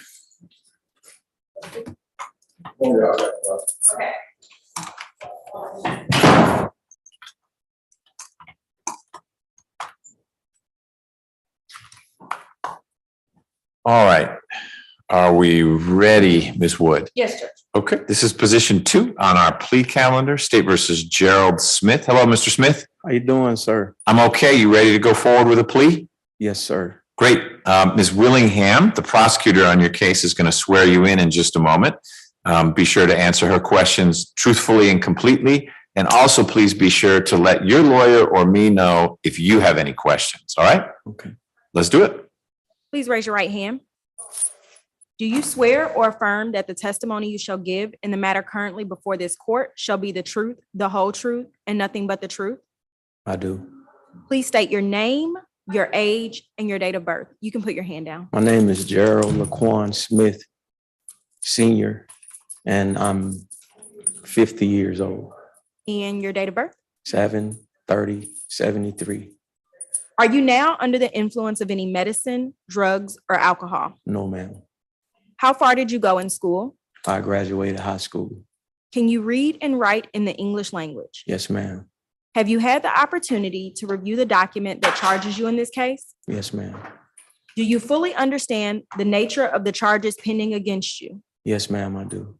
By pleading guilty today, you are giving up certain rights. The right to a trial by jury, the right to be presumed innocent, the right to confront any witnesses that may testify against you, the right to subpoena any witnesses for your defense, the right to testify yourself and to offer any other evidence in your defense, the right to have an attorney to assist you throughout the trial proceedings, and the right to not incriminate yourself. Do you understand these rights? Yes, ma'am. Do you understand that if you were to plead not guilty or remain silent and enter no plea at all, the state would be required to have a trial on these charges by jury? Yes, ma'am, I do. The negotiation in this case, as to count 1, aggravated sodomy, that count would be null pros. As to count 2,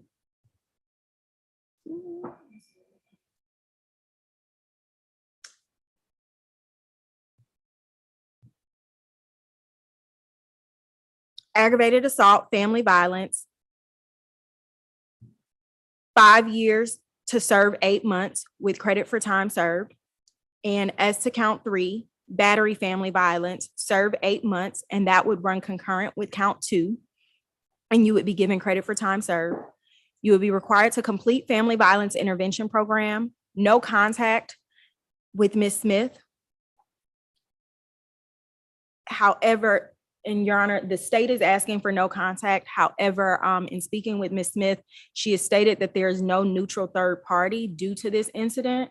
So she is asking for no violent contact. I have advised against that, and I wanted to make sure that was clear on the record as well. But once I read the facts, I'll let the court make that ultimate decision. Complete 100 hours of community service, write a 3-page essay on consent, have no weapons, drugs, or alcohol. Is this what was explained to you by your lawyer? Yes, ma'am, it was. You're pleading guilty today to aggravated assault, family violence with a minimum of 3 years and a maximum of 20 years, and battery, family violence with a minimum of 1 day and a maximum of 12 months. Are you now serving any other sentence in confinement, or are you on probation or parole for anything, anywhere? No, ma'am, I'm not. You heard me tell the court that the negotiation in this case is 5 years to serve 8 months with the balance on probation. Do you understand the court is not required to follow that recommendation, but can sentence you up to the maximum sentence permitted by law, which is 21 years in custody? Yes, ma'am.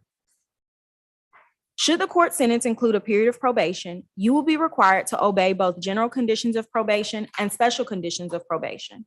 You will be required to follow the general conditions of probation that probation will give to you when you meet with them, including but not limited to that you are not to violate the criminal laws of any governmental unit.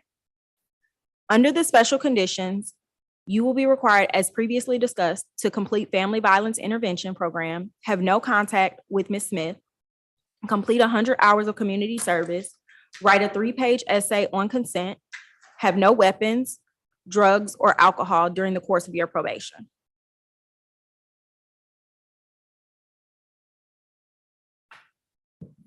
Do you understand that a violation of any of these conditions could lead to a revocation of your probation? Yes, ma'am, I do. Are you entering your plea of guilty with an understanding of everything we just talked about? Yes, ma'am, I am.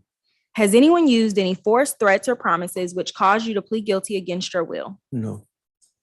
Are you satisfied with what your lawyer has done for you in this case? Yes, ma'am, I am. Do you have any more questions for your lawyer before we go on? I only had a question, about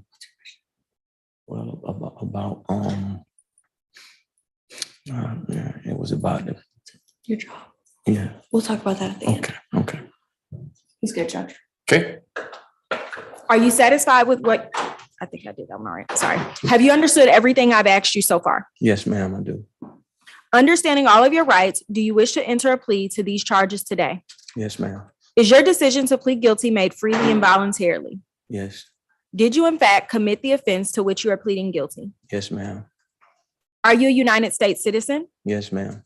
If you wish to challenge this plea for legal error, you have one of 2 ways to do it. Your lawyer can explain what these ways are and how they work, but I must advise you of some time limits. The first way is a direct appeal. You have 30 days from the date the sentence is entered to file this appeal.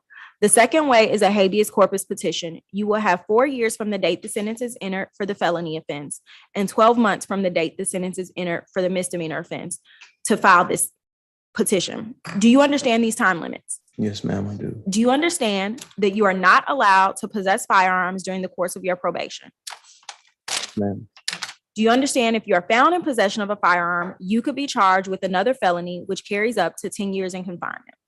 Yes, ma'am.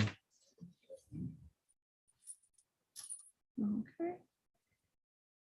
Your Honor, if this case were to proceed to trial, the state would prove beyond a reasonable doubt that on March 17th, 2023, Officer Okoka and Officer Norwood responded to a dispute call at 1619 Robert Street Northwest. Upon arrival, they spoke with Ms. Smith, who advised that she went outside yesterday to get her hair done and stayed out a little later than expected. She advised once she got home around 2200 hours, she took a Tylenol and went to sleep. Ms. Smith advised she was awakened by her husband, Mr. Smith. She advised Mr. Smith accused her of cheating and went to her side of the bed to grab her phone. She then reached for her phone and the two began to tussle. Ms. Smith advised Mr. Smith straddled on top of her and began choking her, stating he was going to kill her. Ms. Smith stated she continued to fight him off by biting and poking him in the eye. They fell to the ground. While on the ground during that tussle, Ms. Smith advised she continued to be choked by Mr. Smith and kept telling Mr. Smith she couldn't breathe. Ms. Smith advised at some point she blanked out, and when she came back to, Mr. Smith had her pants pulled down, performing oral sex on her. Ms. Smith advised she was scared, so she didn't react or say anything. Ms. Smith advised Mr. Smith kept stating, "I should kill you anyways because you're going to call the police." Ms. Smith advised when her 15-year-old daughter came into her room the next morning, which is the morning law enforcement arrived, she saw her crying and stated to her that she almost died last night and that Mr. Smith had tried to kill her. Ms. Smith's daughter then called her uncle, who advised her to call the police, and she made the initial call to 911. Ms. Smith did have visible injuries on her neck consistent with the marks of choking or strangulation. Ms. Smith advised she could not call police the night before because he had her phone, and when she was able to, she was too afraid to call. Mr. Smith was detained and placed in police custody. Your Honor, I've had an opportunity to speak with Ms. Smith in depth, and the reason the ag sodomy charge is being null-processed at this time is in my discussions with her, she did state that when the defendant realized, she opened her eyes, and when the defendant realized that she wasn't moving, he immediately stopped, began to throw water on her and tried to wake her up and make sure that she was okay. So in that, although she does state it is not, she states that she did not want to engage in a sexual act with him, she doesn't believe he was necessarily forcing her to continue it. And she doesn't believe his intent was to force her to take part in it if she didn't want to. So based on that, we've decided to null process that count. And based on the rest of the facts, I was initially of the opinion, Your Honor, that this case would warrant more jail time. However, in speaking with Ms. Smith, she has stated that she really wanted the defendant out. She has no communication with him, does not want to be with him. However, we probably dealt with this case at a more emotional time for them. It's their child's 8th birthday, the day that I spoke with her. And they have another child who has another birthday coming up soon. So based on that, she said that her children have been asking for him quite a lot. And she does not want communication with him, but she does want him to be able to be in his children's life, which is why she's also asking for the no violent contact, because she said that based on this incident, she's not able to deal with his family and his family is not able to deal with her. So she thinks that having a third party will make things more tumultuous as opposed to them being able to communicate with one another. So Ms. Smith and Mr. Smith have 2 kids together, the one who is just now 8 and then an older or a younger? The oldest child, it is my understanding, may not, I think that is not their child together. I believe the 2 younger children are. So I think I think she has a total of 3 and they have 2 children together. Got it. Mr. Smith can correct me if I'm wrong, but that was my understanding when speaking with her. Okay. All right. Thank you. Good morning, Ms. Jackson. Good morning, Judge. How are you? I'm great. How are you? I am also great. What criminal history information do you have for Gerald Smith? He has 10 cycles. The last arrest was January the 21st, 2017 in Doraville, Georgia for a probation violation. The underlying charge was not listed. It stated it was a misdemeanor. He does appear to have an outstanding hold out of Cordell, Georgia for a failure to appear. The date on that warrant was December the 20th, 2022. He has one felony conviction that was in 1996 out of Christ County, Georgia, for felony obstruction. There's one misdemeanor conviction that was in 2001 out of Dooley County, Georgia, for possession of marijuana less than an ounce. Nothing in addition, Your Honor. Thank you. Ms. Wood? Thank you, Judge. Mr. Smith is 50 years old. He is a South Georgia resident. He has family here from South Georgia in support on his behalf. He has 9 children total. I believe 2 are with Ms. Smith. He is a high school graduate, as you heard. He has been gainfully employed as a truck driver since 2000. He's also a licensed minister. Judge, he's been eager to put this behind him. Since I met him, he's been in custody since March the 17th of this year, so he served 222 days. We are asking that you accept the state's recommendation. The only other things I would ask for is if the court would consider setting a behavioral incentive date, since he only has 1 felony from the 90s. Judge, I think he is a good candidate for that. And I don't know that he has an issue with alcohol, so I would ask the court to consider not imposing the alcohol prohibition. Otherwise, we would ask that you accept the recommendation as the state laid it out for us, Judge. Did it surprise you to hear that there may be a hold from Cordeal? No, Judge, because we had talked about that. I don't see it popping up on the booking screen, but we've discussed that whole. Okay, so it may be there, it may not. I'm not doubting what Ms. Jackson had to say. It's in the system somewhere because she sees it. It just may not be something that prevents Mr. Smith from getting out when he's served his time. Yes. Okay. You understand, Mr. Smith, that it's possible that you'll reach the end of the sentence that I impose. And what happens is that the sheriff's team transports you down to Cordeal because there may be a hold for you down there. I don't have any control over that. Can I speak? What is it? That was supposed to have been taken care of. Great. Yeah, you're welcome to tell me. It may well have been taken care of, but it may not have been. And someone may have told you, I think it was taken care of. But if there's a hold in the system, it may take you going down there in custody to get there and like, oh, wait, Gerald Smith, that has been taken care of. That's all I want you to understand is that fairly soon, the sentence I impose, the custodial part will end. That may not mean you walk out of the jail. It may mean you hop in a van and get driven down to Cordeal to deal with whatever business is down there. Okay? Yes, sir. All right. Do you have any questions about anything we've discussed? No, not. Judge, he did have a question earlier. It was pertaining to his employment as a truck driver. I sent an email to Ms. Tucson. I don't think, because probation wants him to be employed, so I don't think there will be an issue with that. But I did let him know that I would let Ms. Tucson know, and I don't think there will be issues with that. Sure. Are you a long haul trucker or would you be able to haul loads within Georgia? Well, for most of my 23 years, I was over the road.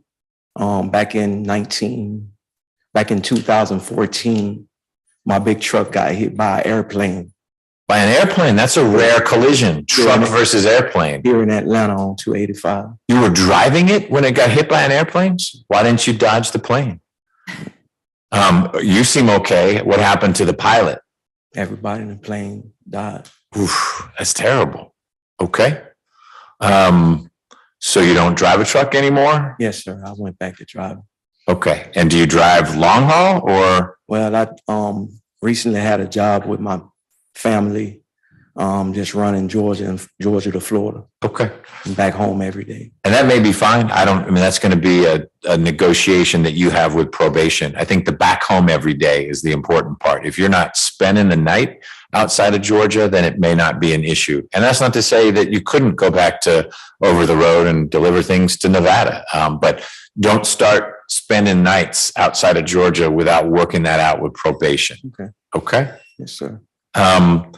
You have 9 kids. 2 of them are with Ms. Smith? I got 7 kids in all. Okay. I always said 9 because I took care of the other 2 like my own. Got it. That were in Ms. Smith's household. Yes, Got sir. it. Okay. Is it your intention to reconnect with the children you had with Ms. Smith? Yes, but I only want to do it under the court terms because of her family. Well, her mother is deceased and her father is on drugs. And her brother and them seem to have an issue with me, but I've never had an issue with them. Okay. And she also has a issue. I heard the DA speaking earlier. My family never had an issue with her.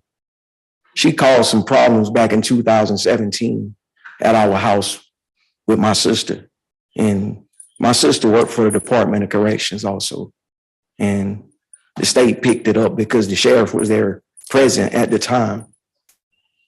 Well, I think regardless of who has issues with whom, it sounds like it's pretty smart for Ms. Smith to go her way and you go your way. I just don't want to get in any trouble trying to deal with my kids. Good. You know, even, you know, I love my kids and I want to spend as much time as I can with them, but if it's going to cause me to be back here, no. Yep.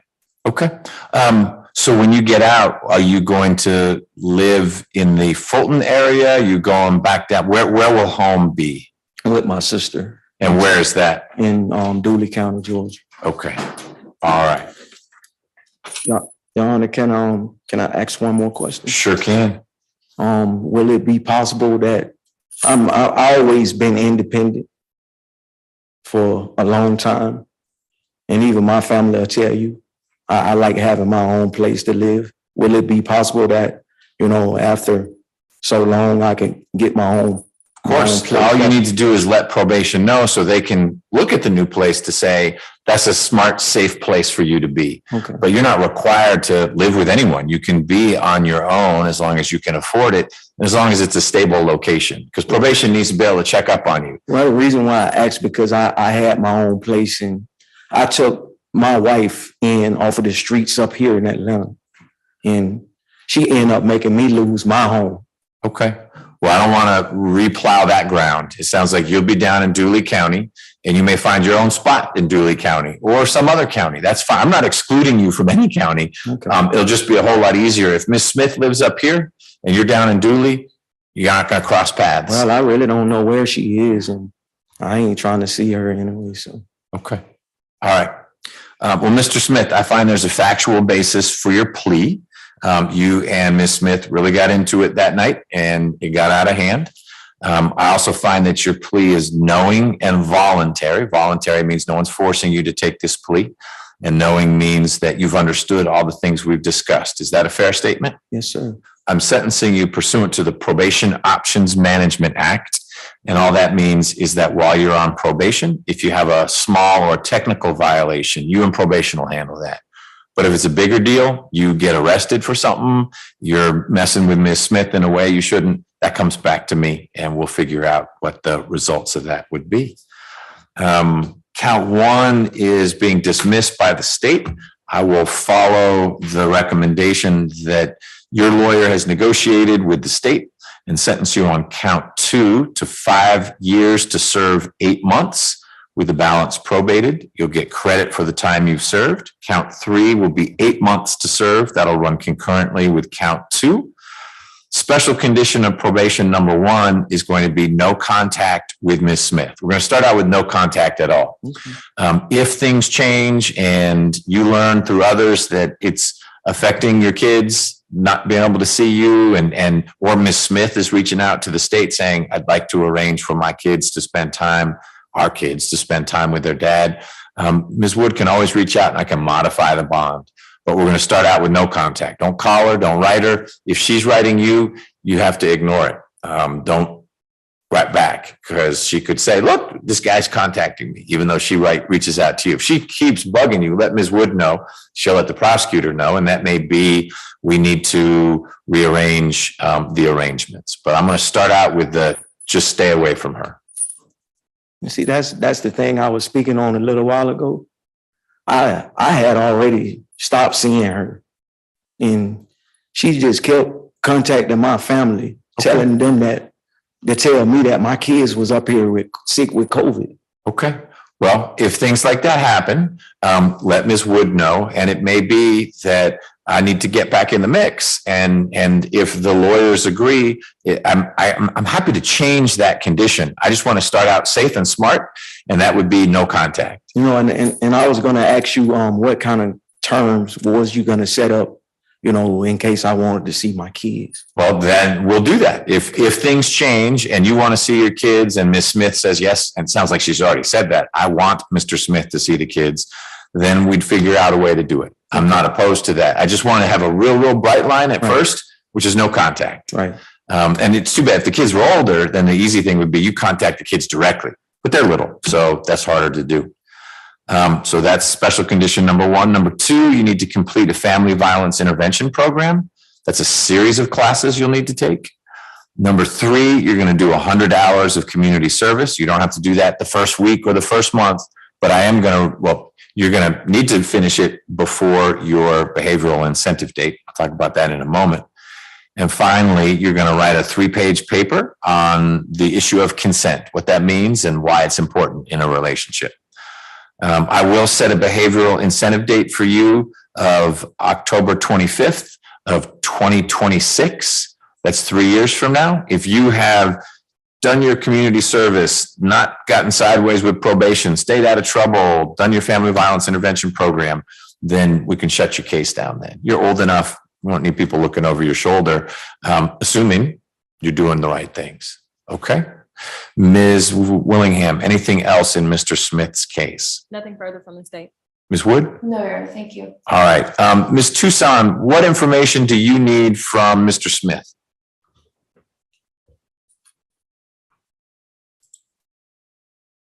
Miss Wood did send me an email. Thank you, Miss Wood.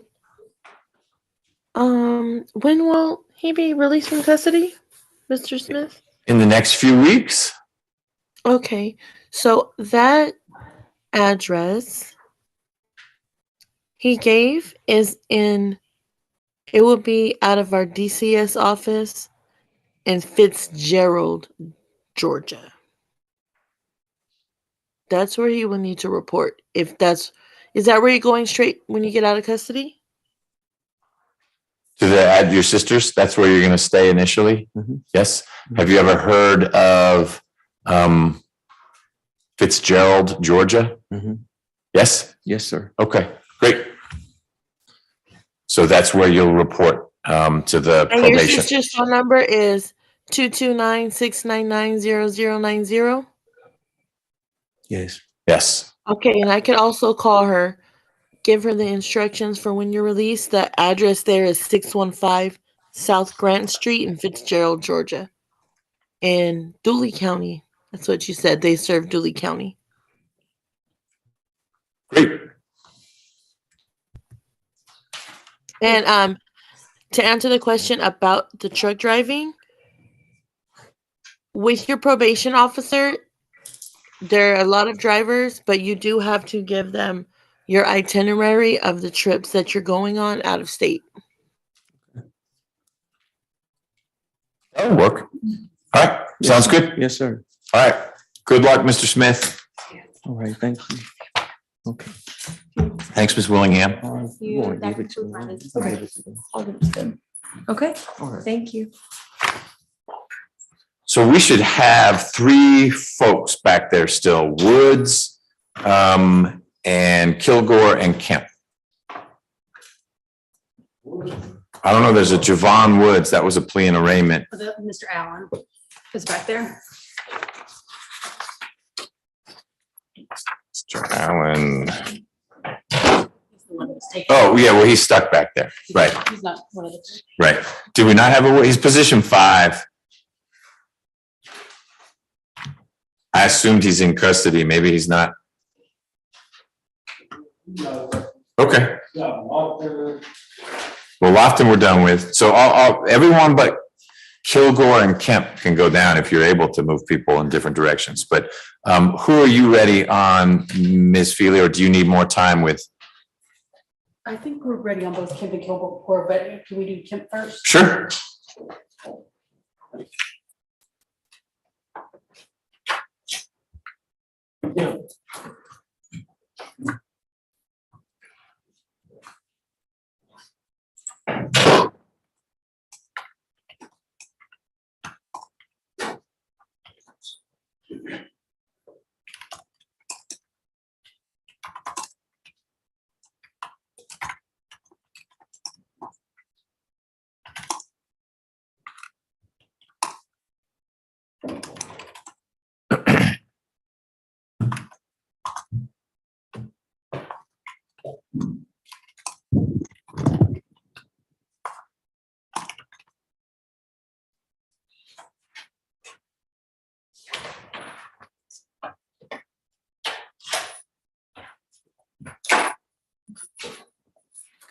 Mr. Kemp, if you'll come to the podium, please. Good morning, young.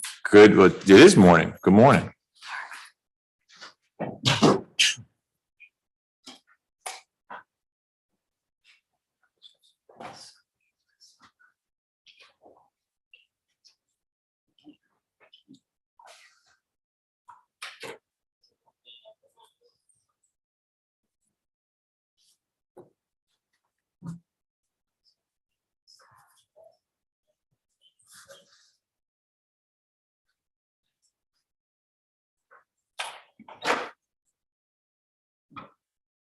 Ms. Clark, let me know when you're ready. Yes, Your Honor.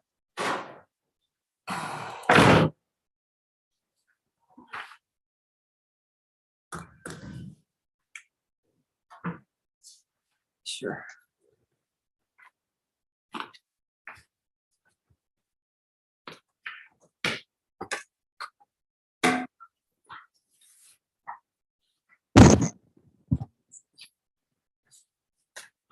All right, ready, Your Honor. You're good? Okay. This is position 3 on our plea calendar, State versus Willie Kemp. Mr. Kemp is here with Ms. Feely. We have Ms. Clark for the state. Mr. Kemp, Ms. Feely tells me you're ready to enter a plea, and we actually had a conversation about this recently. Figured we'd get you here, and you're here now. So are you ready to go forward? Yes, Your Honor. Great.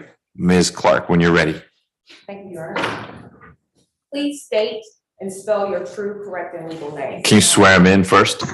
Oh, excuse me, sorry. It's okay. Please raise your right hand.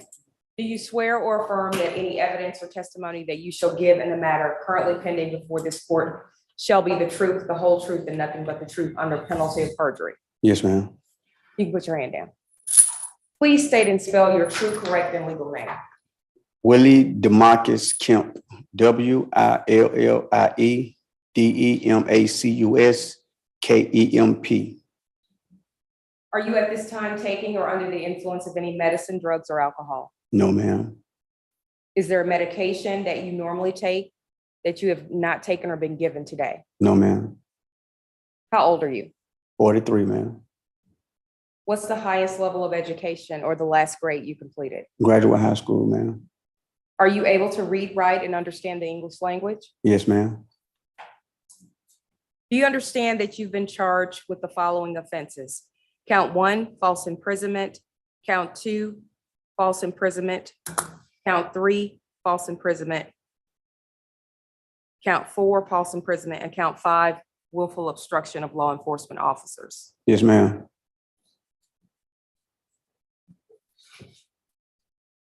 Do you understand that you have the right to plead either guilty or not guilty to these charges?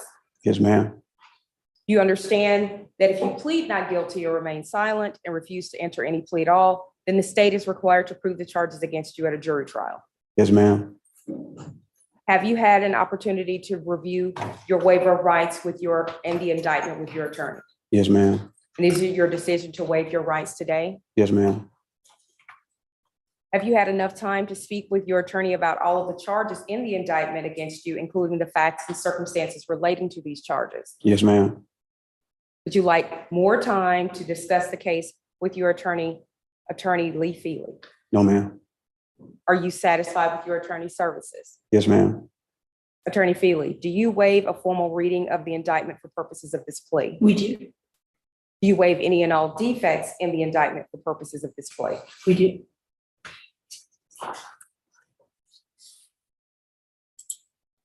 Your Honor, the state is unaware of any outstanding warrants related to these charges.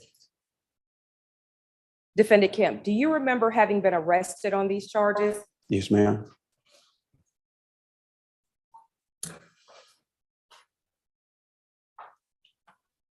Has your attorney advised you of the minimum and maximum sentence for each charge to which you're pleading guilty today? Yes, ma'am. Okay. I will provide those on the record. False imprisonment, the minimum is 1 year in prison, the max is 10 years in prison. And for willful obstruction of law enforcement officers, felony, the minimum is 1 year, the max is 5 years. Yes, ma'am. Do you understand that today you're entering a negotiated plea of guilty? Yes, ma'am. which means that the state and defense will jointly recommend the following to the court. Yes, ma'am.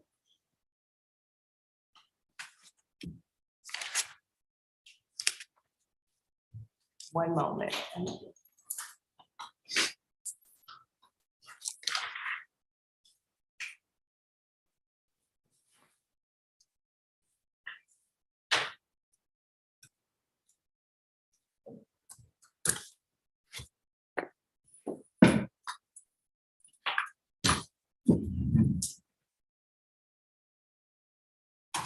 For count one, false imprisonment, the state will be recommending 10 years to serve. 10 years, 1 to serve, commuted to time served, the balance on probation. Special conditions of probation are the defendant will be required to complete a mental health evaluation and treatment if required within 60 days. The defendant is to have no violent contact with the victim. Also, the defendant is to have a mental health probation officer, no drugs, no alcohol, and random drug testing. And there is a behavioral incentive date after 5 years, which means that if you have no further violations of the law, then your probation would be terminated. That is for count one. For count two, the state's offer is the same. The sentence would run concurrent with count one. Count three, the sentence is the same, 10 years, 1 year to serve, commuted to time served, balance probated with the same special conditions.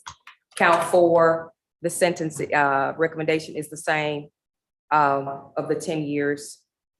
And for count five, the sentence recommendation is 1 year to serve, commuted to time served. Is that your understanding of the terms of the plea agreement? Yes, I hear you. I'm sorry, ma'am. I apologize. I'm sorry. I was just talking my turn. I apologize. Okay, but is that your understanding from what I said? Is that your understanding of the terms of the negotiation? Yes, I understood. Yes, ma'am. Okay. Yes, ma'am. Do you understand that the court is not required to accept the state's recommended sentence? Yes, ma'am. Do you understand that the court has the right to sentence you to the maximum possible sentence on each charge? Yes, ma'am. Do you understand that there are multiple charges to which you're pleading guilty today? The court also has the right to run those counts or sentences consecutively. Yes, ma'am. Are you currently on probation or parole? No, ma'am. Do you understand that if you're placed on probation of any kind, you cannot violate any criminal laws of any governmental unit, whether municipal, county, state, or federal? Yes, ma'am. You understand that if you're on probation, you must follow all the special conditions of your probation. Yes, ma'am.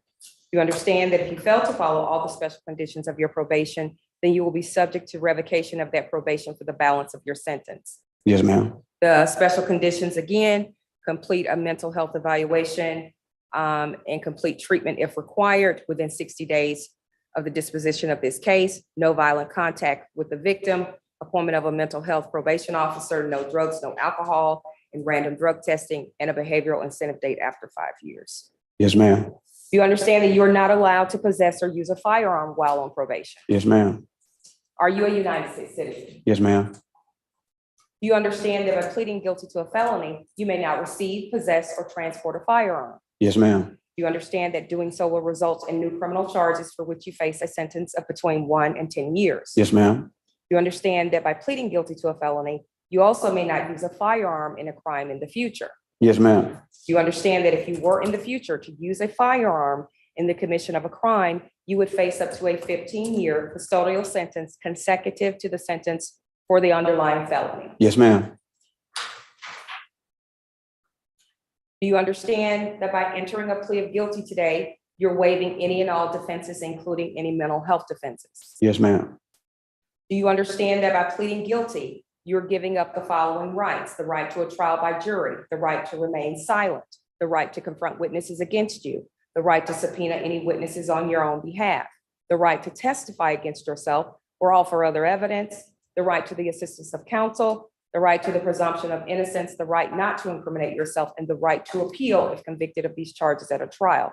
Is it your decision, defendant Kip, to waive these rights, which means not to use them, and to enter a guilty plea today? Yes, ma'am. Has anyone forced, threatened, coerced, or promised you anything to get you to enter this guilty plea? No, ma'am. Is it your decision to enter a guilty plea because you are in fact guilty? Yes, ma'am. As to indictment number 23 SC 189057, how do you plead to the charge of false imprisonment, count 1? Guilty. How do you plead to count 2, false imprisonment? Guilty.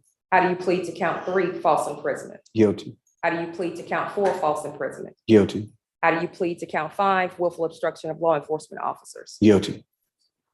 Is this guilty plea freely and voluntarily given with full knowledge of the charges against you? Yes, ma'am. You understand that you only have a limited right to appeal this guilty plea conviction. Yes, ma'am. You understand that if you wish to file what is called a direct appeal, you must do so within 30 days from today's date. Yes, ma'am. Do you understand that if you wish to challenge what is called the voluntariness of your guilty plea, you must do so by filing a habeas corpus petition? In this case, you would need to file that within 4 years from today's date. You understand? Yes, ma'am. Your Honor, at this time, the state will provide a factual basis for the felony plea in this case. If this matter would have went to trial, the state would have been able to prove beyond a reasonable doubt that Willie Kemp, the defendant, lived with his mother, Linda Kemp, and his sisters, Jacqueline Kemp and Gail Williams. On January 17, 2023, defendant ran into the home abruptly and pushed down Linda and Jacqueline. Defendant then stood over them with a glass bottle and stated, "I should crack you in the head." Defendant then pushed Linda, Jacqueline, and Gail into a bedroom. Defendant shut and locked the door behind him. Defendant stated, "Y'all ain't going nowhere. Y'all ain't going anywhere." When the women tried to reason with the defendant, he would tell them to shut up or throw things at them. The defendant was screaming nonsense at the women, which they stated was due to him being on drugs. Eventually, Jacqueline Kemp was able to call her sister, Deborah Kemp. She couldn't talk to Deborah, but Deborah was able to hear the defendant screaming at the women and heard them asking to be let out of the room. Deborah then called 911 on their behalf. When officers arrived at the location, defendant allowed the women out of the room to speak with the police. The officers observed all of the women run out of the home in fear for their safety. Defendant was directly behind them and was visibly upset. Linda, Jacqueline, and Gail were uninjured. Defendant was arrested accordingly. On June 7th, 2023, after the defendant was released from jail, the defendant came home on drugs again. This time, the defendant had locked himself in a room with only his mother, Linda Kemp. Gail called 911 to report that the defendant wouldn't let his mother out of the room despite her request. When officers arrived on scene and approached the room, they heard Linda asking to be let out of the room. Defendant was screaming for Linda to tell them the truth. Officers talked to Willie through the door for approximately 40 minutes, asking him to let Linda out, but he refused. At that point, defendant had moved a dresser in front of the door to prevent entry. Officers were able to break the door down and gain entry into the room. Defendant was arrested accordingly. When officers placed defendant in the patrol car, he placed his body in the door, which prevented it from closing. Officers asked defendant several times to comply and allowed them to shut the door, but he did not. After approximately 20 minutes, the defendant calmed down and allowed officers to shut the door. Your Honor, in this case, the state feels that the recommendation is a resolution that works for all parties involved. Of course, you can see from the facts of this case that the victims are the defendant's family members. And of course, they did not want to proceed with, the criminal charges against the defendant, but they did want, especially his mother wants her son to receive the mental health treatment that she feels that he so desperately needs. And so based on this fact, we feel that this is a resolution that would be in the best interest. Thank you.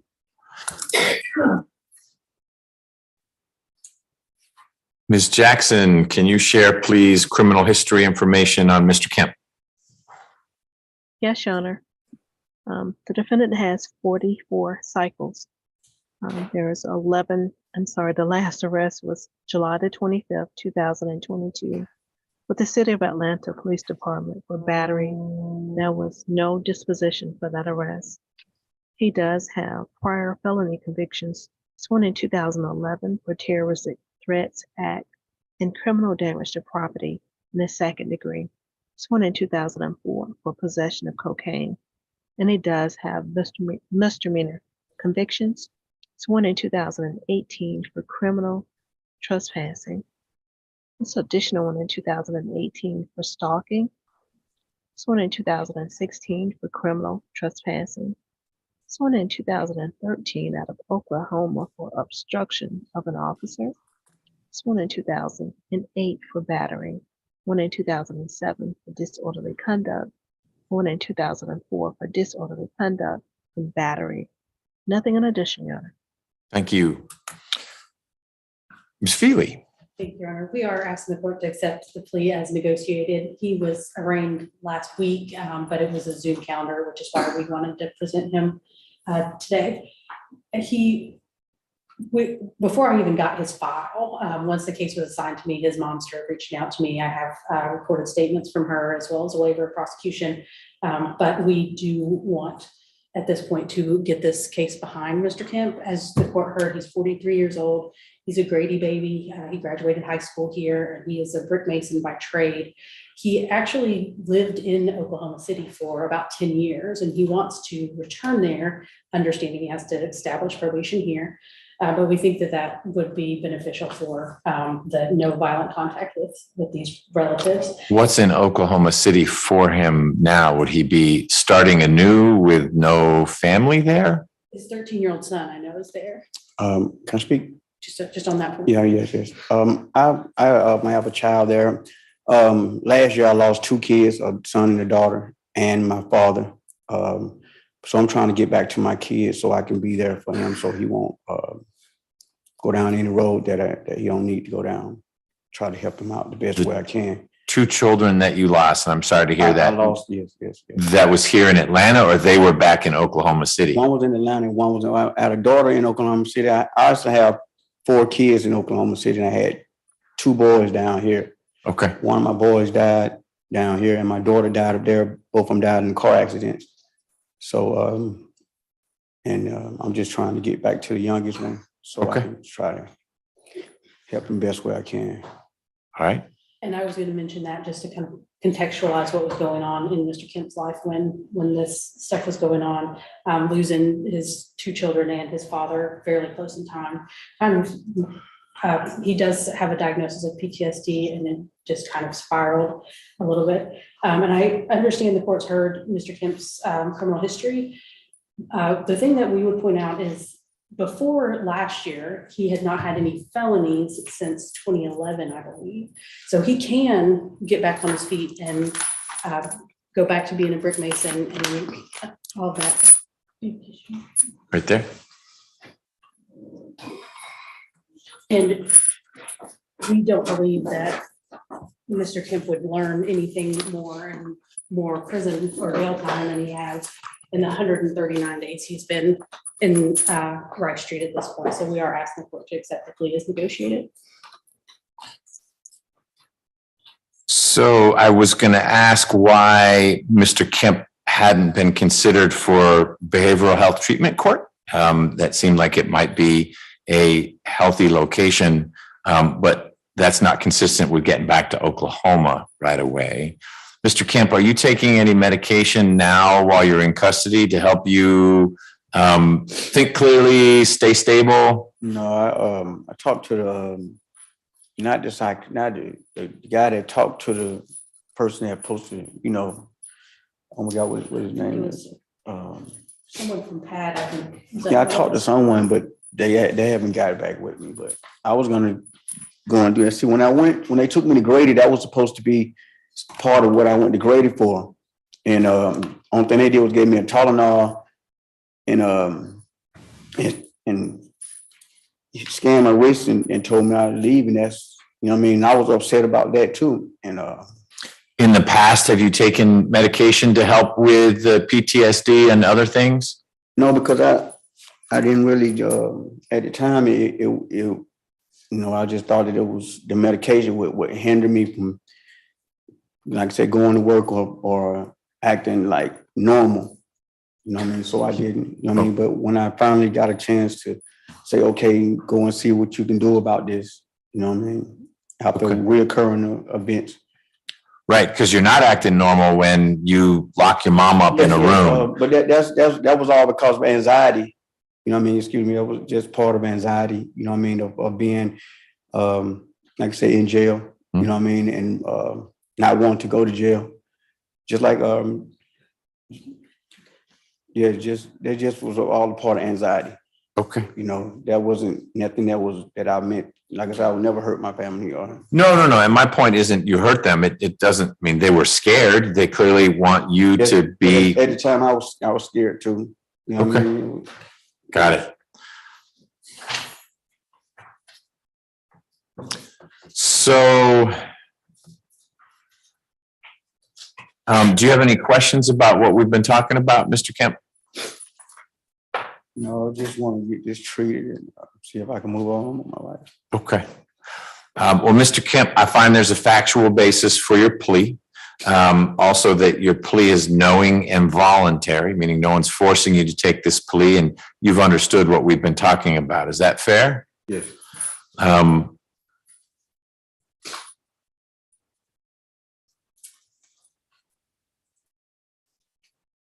So I'm going to sentence you a little differently than what you heard about. It's going to have the same overall effect, but I may add a special condition to your probation. I'm going to sentence you on counts 1 through 4 to 8 years to serve 8 months with the balance on probation, and you're going to get credit. You've actually done 232 days in jail in connection with these charges. It was broken into 2 pieces, but you'll get credit for both those chunks of time. So you're real close to the 8-month mark. So you'll be released very shortly, if not right away. And then the balance on probation. So it's a little less probation time. Special condition of your probation will be, number 1, no violent contact with family members. They want you to be around, but they want you to be stable and safe. Special condition number 2 is that I'm going to require that you apply to be admitted into the behavioral health treatment court here in Fulton County. And if you are admitted, you will need to complete that. I don't know that they'll let you in, but if they do let you in, I want to see you getting that treatment. And I will release you from that treatment if you are able to establish an address in Oklahoma. But I worry that that gap between now and when you get to Oklahoma, because you couldn't go right away anyway. No. When you get out, you've got to plug in with probation here. And I want there to be something helping you make that transition. And I think behavioral health treatment court might be a good fit, but I don't get to decide that. They'd need to meet with you and decide if it would be a good fit. But if you are admitted into the program, then that will become a condition of your probation unless I decide you can move to Oklahoma. Okay? Okay. That will mean you don't have to submit to a mental health evaluation and receive treatment. That'll be the treatment that you'll be getting, would be through behavioral health treatment court. I'll ask the Department of Community Supervision to assign a probation officer who specializes in mental health. But again, if you're in the behavioral health treatment court, then you'll be getting attention from folks who are trained in that way anyway. If you are not admitted into the behavioral health treatment court, then you'll need to submit to a mental health evaluation and follow any treatment that's recommended. And you'll also be subject to at least 3 random drug screens a month. But again, if you're in behavioral health treatment court, that'll all get taken care of. I'll set a behavioral incentive date of October 25th of 2028. So that's 5 years from now. If everything is going well, 5 years from now, we can close your case down. If you've gone back to doing some of the kinds of things you've done before, then we'll keep you on probation a little bit longer. I will sentence you pursuant to the Probation Options Management Act. All that means, Mr. Kemp, is that if while you're on probation, you have a small problem, you in probation can handle that. But if it's a big one, you do something to your family again, something like that, that comes to me. Ms. Clark, can my staff sign the indictment on your behalf? Yes, sir. Ms. Feely? Yes, sir. And Mr. Kemp, is it okay if we put an electronic signature on for you indicating your plea to these charges? Yes. Okay. Yes, Your Now Honor. you have a question. Ask Ms. Feely your question, and then if I need to get involved, let me know.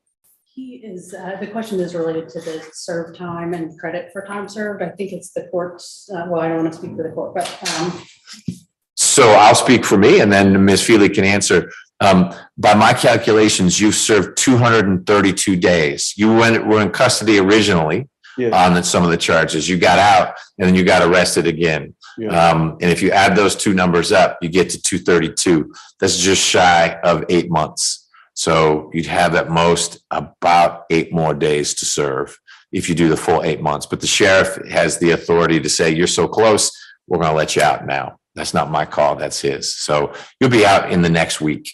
And then I need to know where you're going to stay when you get out. Where's that going to be? 2757 Revere Drive. Whose place is that? My mom. 2757 Revere Drive? Yes. Okay. But that's only until I get my, because like I said, right now I have no other. No, it's a good place to start, and that's where you're going to start.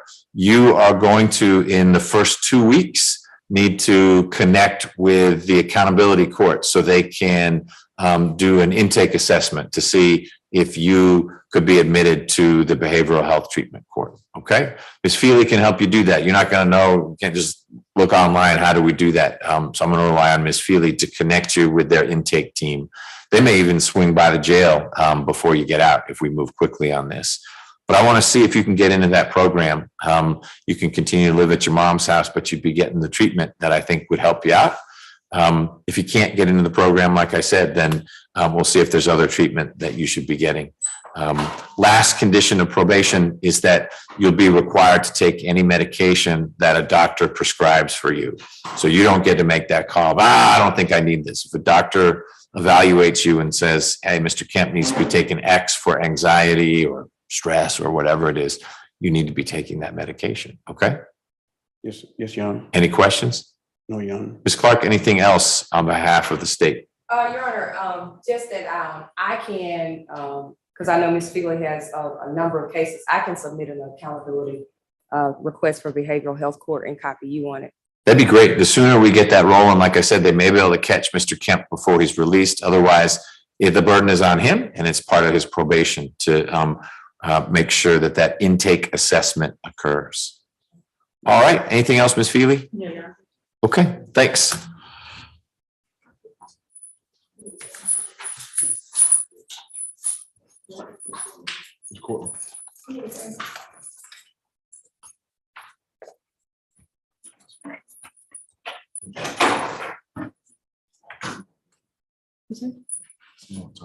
Okay.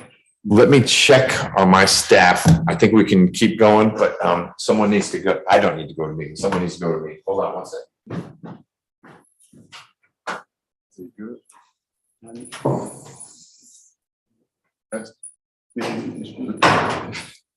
more plea. So. I'm just saying, you want to ask a question? Oh, sure. Like, ask a question. Well,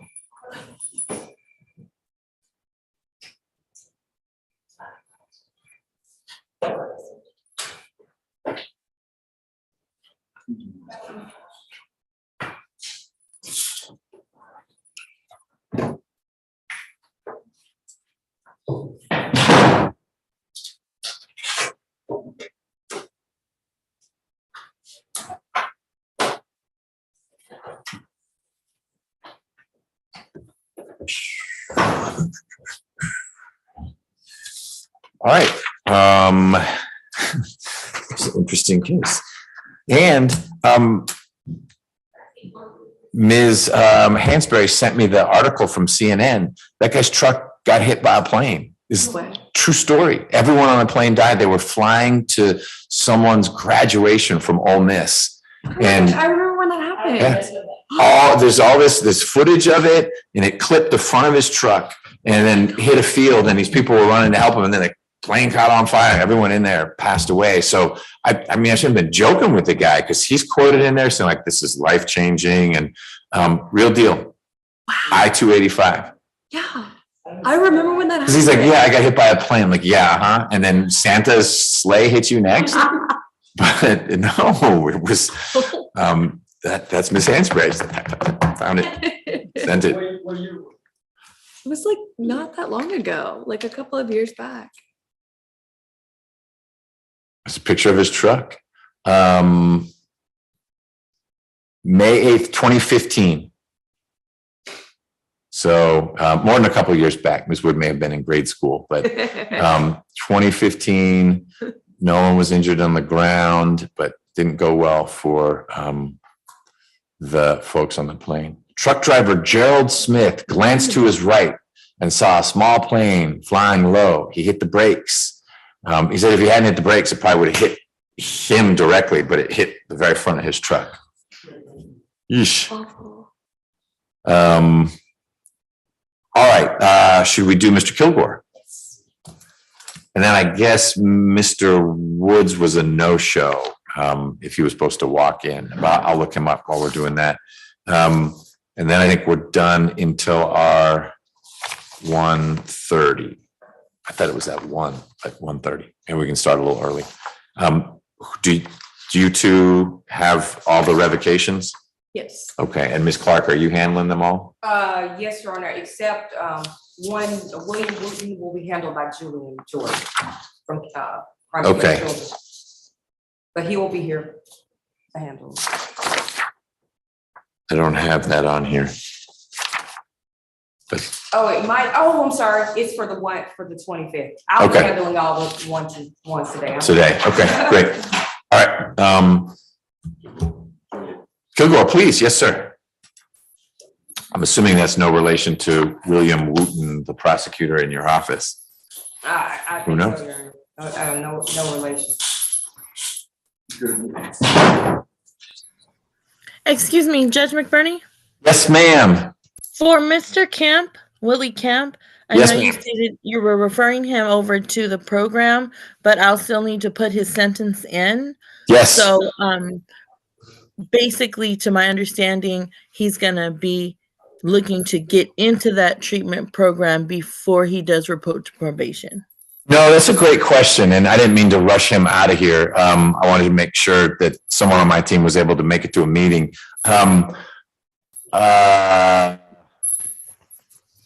He should plug in with probation, because it may be that he's not accepted into BHTC. This was my idea, not BHTC's. I'm not so sure he's going to get to Oklahoma right away, and he clearly needs some support. Whether it was the drugs that led him to do these things back to back to his family, or mental health, or likely a combination of co-occurring disorders. So we do need to make sure he is plugging in with your team as well. Do we need to, he's still here, do we need to give him reporting instructions? I sent Miss Feely an email to receive information, address, phone number, perhaps from his mom, if that's where he's going. That way, I can let her know he still needs to plug in with us. So okay, let's do it that way. Whichever. Okay, I just wanted to make sure, because I did write it down, for the plea. Yep. Okay, we'll do that. Thank you. I didn't mean to omit you from the process. It's no problem. Okay, great. All right, let's take this final plea and wrap up the morning calendar. This is John Kilgore. How you doing, Mr. Kilgore? All right, how you? I'm okay. Mr. Kilgore, Ms. Feely tells me you're ready to enter a plea. Is that correct? Yes, sir. Okay, I'm gonna need you to speak up a little bit when you're answering, so Ms. Rivers can hear you, okay? Yes, sir. Great. This is Ms. Clark. She's the prosecutor handling your case. She's going to swear you in just a moment and then ask you a bunch of questions. Please answer her questions and also please let me know if you have any questions, okay? Yes, sir. Great. Ms. Clark? Thank you, Your Honor. Please raise your right hand. Do you swear or affirm that any evidence or testimony that you shall give in the matter currently pending before this court shall be the truth, the whole truth, and nothing but the truth under penalty of perjury? Yes, sir. Yes, ma'am. I didn't hear you, sir. Yes, yes. Okay, you can put your hand down. Please state and spell your true, correct, and legal name. John Kilgore, Kilgore. Are you at this time taking or under the influence of any medicine, drugs, or alcohol? No, ma'am. Is there medication that you normally take that you have not taken or been given today? No, ma'am. How old are you? 60, What's the highest level of education or the last grade you completed? 12. Are you able to read, write, and understand the English language? So. Will you make sure you ask if there's something you don't understand? Yes, if I don't understand it, Great. Do you understand that you've been charged with the following offenses? Count 1, burglary in the second degree. Count 2, burglary in the second degree. Count 3, burglary in the second degree. And count 4, criminal damage to property in the second degree. Yes, ma'am. You understand that you have the right to plead either guilty or not guilty to these charges. Yes. Do you understand that if you plead not guilty or remain silent and refuse to enter any plea at all, then the state is required to prove the charges against you at a jury trial? Yes, ma'am. Have you had an opportunity to review your waiver of rights and the indictment with your attorney? Yes, ma'am. And is it your decision to waive your rights today? Yes, ma'am. Have you had enough time to speak with your attorney about all of the charges in the indictment against you, including the facts and circumstances relating to these charges? Yes, ma'am. Would you like more time to discuss this case with your attorney, Attorney Lee Feely? I would like to get it over with. I'm sorry. No, we'd like to get it over with. You'd like to get it over with. Okay. Are you satisfied with your attorney's services? Yes, ma'am. Attorney Feely, do you waive a formal reading of the indictment for purposes of this plea? We do. Do you waive any and all defects in the indictment for purposes of this plea? We do. Your Honor, the state is unaware of any outstanding warrants related to these charges. Defendant Kilgore, do you remember having been arrested on these charges? Yes, ma'am. Has your attorney advised you of the minimum and maximum sentence for each charge to which you're pleading guilty today? Yes, ma'am. The state will provide those for the record. For count 1, burglary in the second degree, the minimum is 1 year in prison, the max is 5 years in prison. For count 2, burglary in the second degree, the minimum and maximums are the same. And for count 4, criminal damage to property in the second degree, the minimum is 1 year, the maximum is 5 years in prison. Yes, ma'am. Do you understand that today you're entering a negotiated plea of guilty, which means the state and defense jointly will recommend the following sentence to the court? Yes, ma'am. For a plea of guilty on counts 1 through 4, the state is recommending 5 years probation.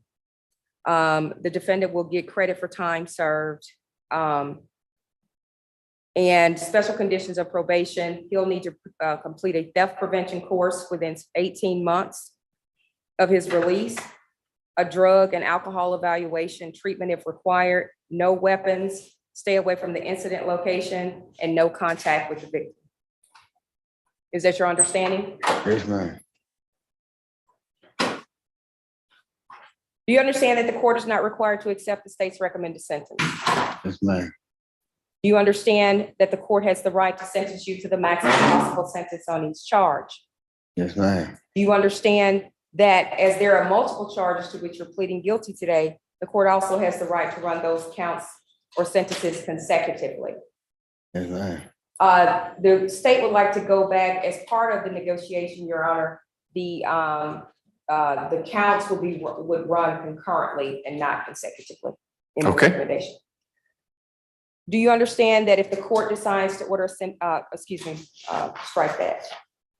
Are you currently on probation or parole? No, ma'am. Do you understand that if you're placed on probation of any kind, you cannot violate any criminal laws of any governmental unit whether municipal, county, state, or federal?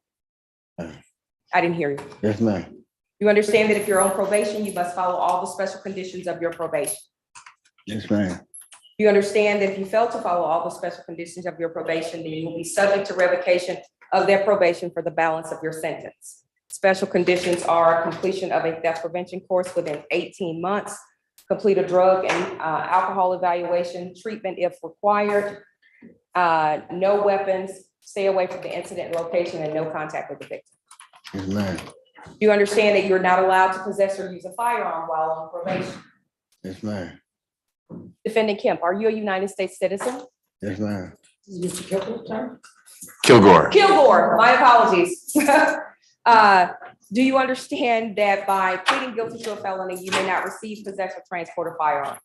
Yes, ma'am. Do you understand that doing so will result in new criminal charges for which you face a sentence of between 1 and 10 years?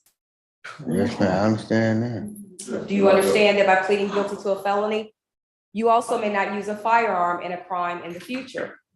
Yes, ma'am. Do you understand that if you were in the future to use a firearm in the commission of a crime, you would face up to a 15-year custodial sentence consecutive to the sentence for the underlying felony? Yes, ma'am. You understand that by entering a plea of guilty today, you're waiving any and all defenses, including any mental health defenses. Mhm. You understand that by pleading guilty, you're giving up the following rights: the right to a trial by jury, the right to remain silent, the right to confront witnesses against you, the right to subpoena any witnesses on your behalf, the right to testify against yourself or offer other evidence, the right to the assistance of counsel, the right to the presumption of innocence, the right not to incriminate yourself, and the right to appeal if convicted of these charges at a trial. Is it your decision to waive these rights, not to use them, and to enter a guilty plea today? Yes, ma'am. Has anyone forced, threatened, coerced, or promised you anything to get you to enter this guilty plea? No, ma'am. Is it your decision to enter a guilty plea because you are in fact guilty? Mhm. As to indictment number 23 SC 186905, how do you plead to count 1, burglary in the second degree? Yes. How do you plead to count 2, burglary in the second degree? Yes. How do you plead to count 3, burglary in the second degree? Yes. How do you plead to count 4, criminal damage to property in the second degree? Yes.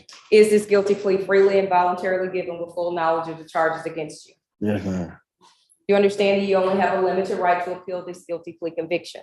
Yes, ma'am. You understand that if you wish to file a direct appeal, you must do so within 30 days from today's date? Yes, ma'am. Do you understand that if you wish to challenge the voluntariness of your guilty plea, you must do so by filing what is called a habeas corpus petition? Yes, ma'am. At this time, the state will provide a factual basis for the felony plea in this case. If this matter would have went to trial, the state would have been able to prove beyond a reasonable doubt that on February 21st, 2022, officers responded to the incident location of 561 West Whitehall Street in Atlanta, Fulton County, at the Song Southerners on New Ground regarding a burglary. Upon the officers' arrival, they spoke with Ms. Deborah Lilton, who stated that beginning on 2/18/2022, the accused, the defendant, Mr. John Kilgore, entered the Song Southerners on New Ground at the incident location without permission. After reviewing footage, Ms. Littleton discovered that the accused, the defendant, forced his way through the garage door and stole copper pipes and wiring. The next entry was made through the side window, which was broken out. Over this time, several items such as copper wiring, copper pipes, and tools were stolen, along with the damages of the garage door, ceiling, window, and flooring from the running water over a 3-day period, 2/18/2022 to 20/2022 and March 2nd, 2022. Upon arrival, officers reviewed the video footage in reference to the incidents that were stated by the victim's representative. The defendant was seen in the video footage wearing clothes with graphics on the back of a sweatshirt. The defendant was observed removing copper pipes from the building again, as the victim had reported And when confronted at the incident location of 600 Brothers Way, the defendant indicated that someone else had broken into the building. Defendant was arrested, Your Honor. Nothing further from the state. What is Song Southerners on New Gray? If we went there, what is that, a church? Is that a restaurant? It's okay if you don't know. I just was curious. I don't know, Your Honor. Is there restitution? No, Your Honor. Okay. All right. Ms. Jackson.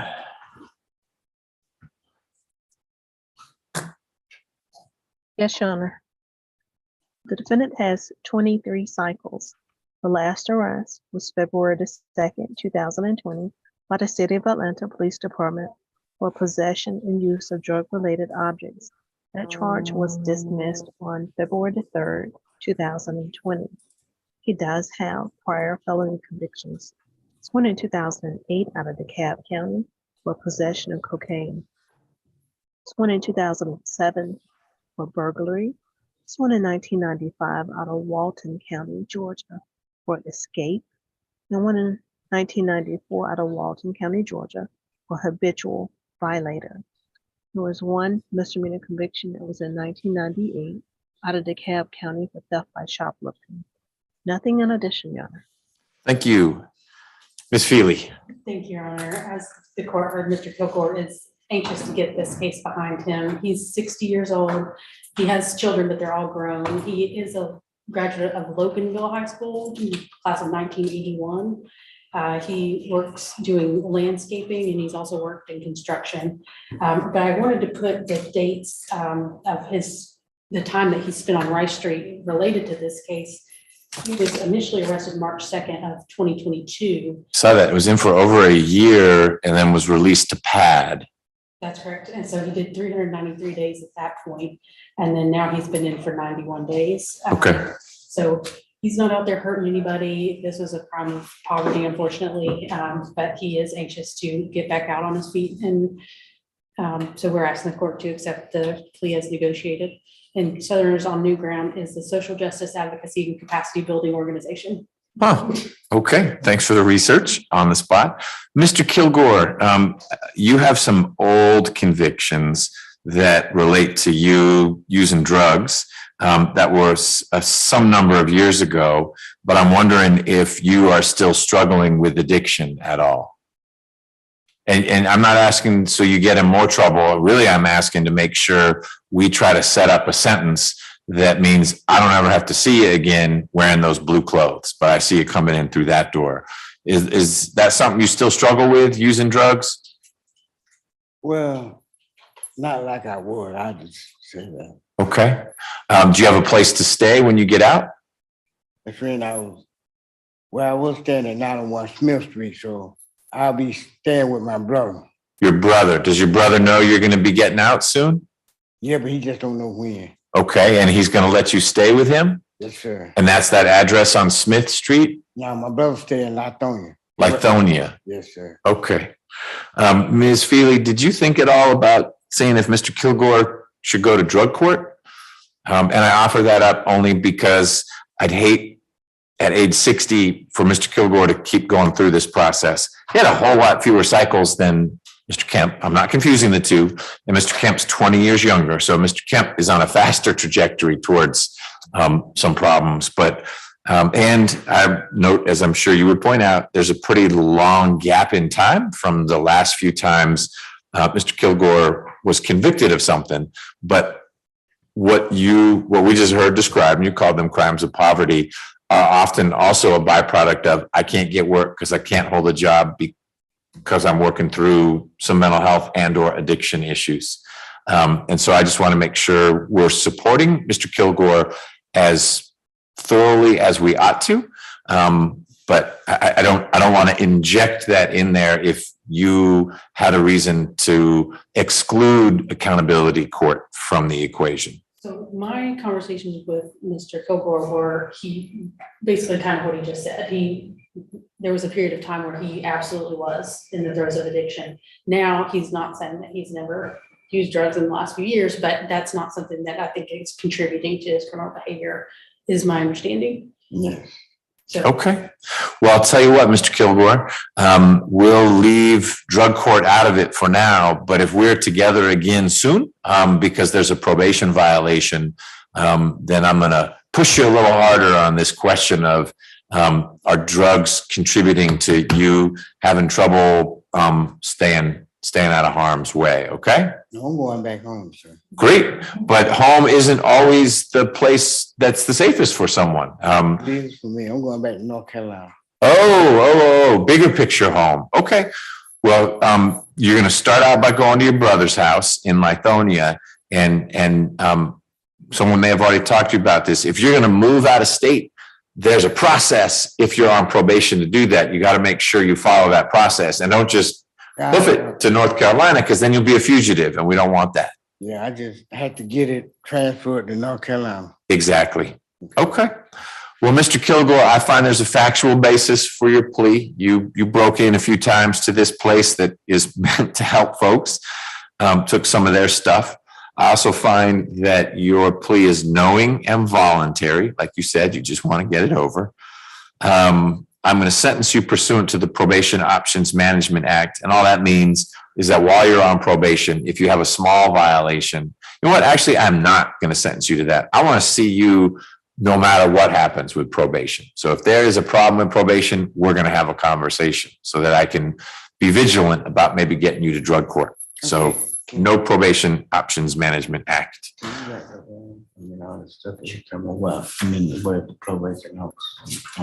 So I'm going to sentence you on counts 1 through 3 to 5 years to serve 1 year with the balance probated. You've already served more than a year, so you're done with that. Count 4, I'm going to sentence you to 1 year consecutive to count 1, but I'll probate it. So it's a total sentence of 6 years to serve 1 year, but you've already done that 1 year with the balance probated. So 5 years probation. Okay. Special condition of probation number 1 is that you will submit to a drug and alcohol abuse evaluation. So you'll meet with a doctor or someone who's a caregiver, and that person's going to decide if you need any treatment. And if that person recommends any treatment, that treatment becomes a condition of your probation, whether that's going to AA classes or who knows what. I'm going to let you and that expert sort that out. You'll also need to stay away from Song Southerners, the whole name, and that address. And if Ms. Clark, if you could email that to Ms. Nelson, I want to get that address in there. But that address on Whitehall Street, don't go back there. You gotta worry. Well, you're going to be in Lithonia, so I shouldn't have to worry about it. But just in case, don't go near that place anymore. Okay. All right. I know Ms. Clark had recommended that you take a theft prevention course. I'm not going to require that. You are old enough that you know that it's not a good plan to take things that don't belong to you. In this day and age, someone's going to catch it on camera, and then you're just going to be back here again. I'm gonna work my last 2 years. Sounds good. Ms. Clark, can my office sign the indictment on the state's behalf? yes, sir. And Ms. Feely? Yes, sir. Mr. Kilgore, is it okay if we electronically sign your name to the indictment saying you pled guilty? Yes. Great, we'll do that. I'm done, but we need to get a little information to Ms. Tucson, who's with probation. She's on this call. She's going to need to get an address. So if you'll just listen to her questions and answer those, then we'll be all set, okay?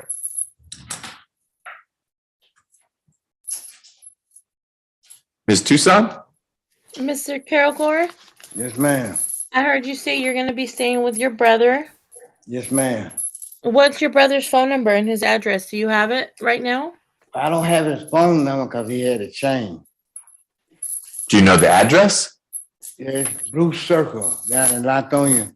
You don't know the street number? Not exactly. Okay. Ms. Tucson, how are we going to get you all that information? Well, when will Mr. Kilgore be released?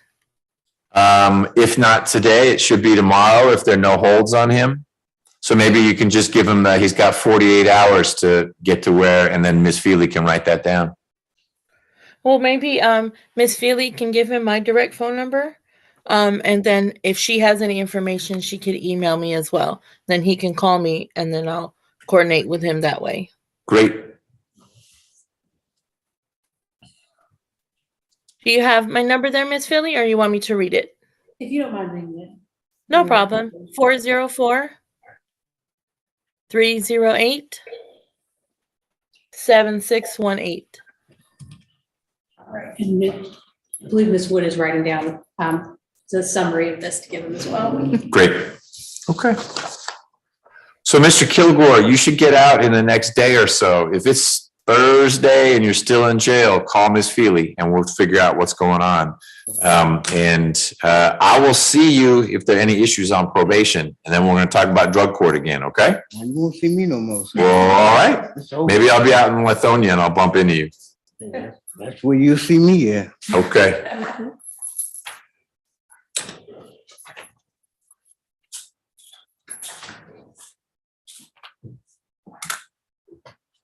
Your Honor, are we gonna resume at 1 or 1:30? I was going to ask if are folks able to do one? That's fine with me. All right, Ms. Jackson, would you be able to plug back in at 1, just so we can knock that calendar out sooner? Yes, Your Honor. Great. Ms. Tucson, 1 o'clock work for you? That's no problem. Great. I'll be back out here at 1. Everyone's in custody, so they'll have them up and we'll just get back to business at 1 o'clock. Thank you so much. Thank you. Good.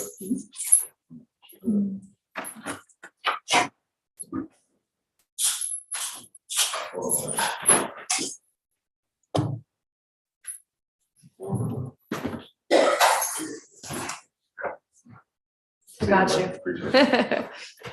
At 1 o'clock, just close, lock the door.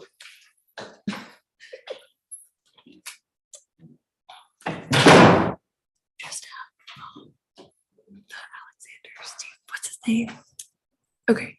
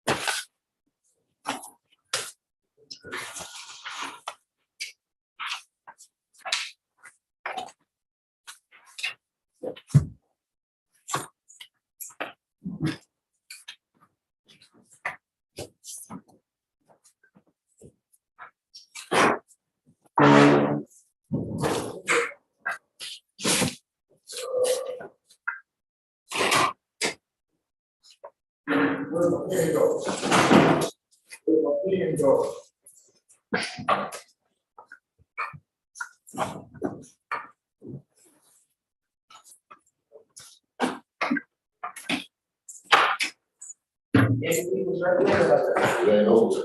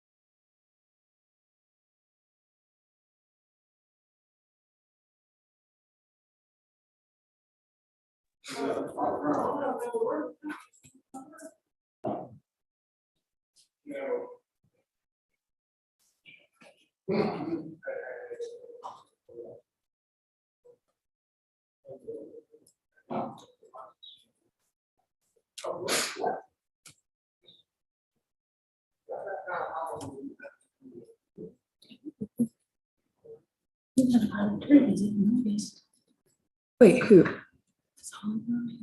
Is Zachary Judd in her? He's still in her office?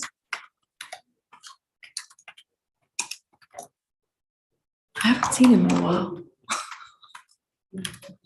Yeah, I used to see him he's in state court.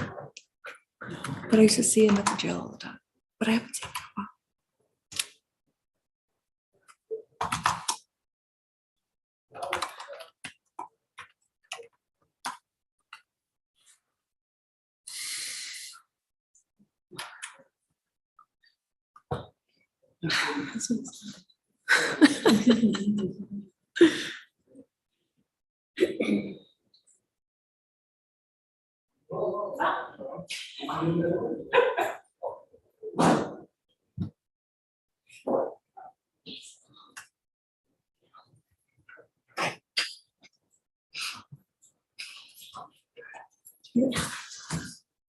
Hey, didn't mean to interrupt the party. Gordon hosts a good lunch, man. Oh, these guys ate it?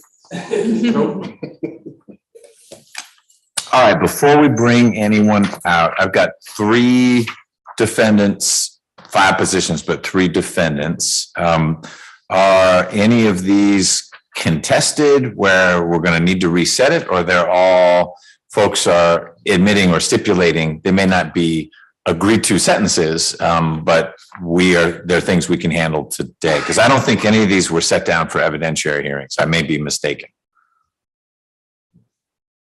No, we're good. Okay.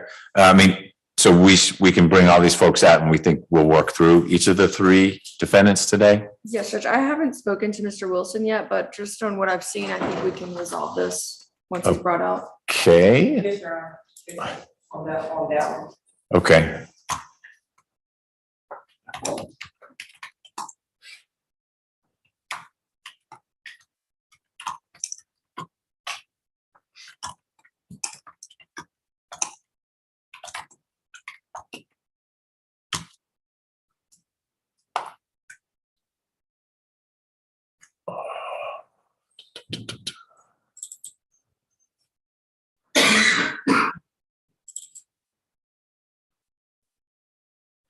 So the warrant that I have is for an Adrian Wilcox. Is that the same as Adrian Wilson? It's the same case number. I will double check, Judge. Yeah, the warrant that I had was, I think that is the same.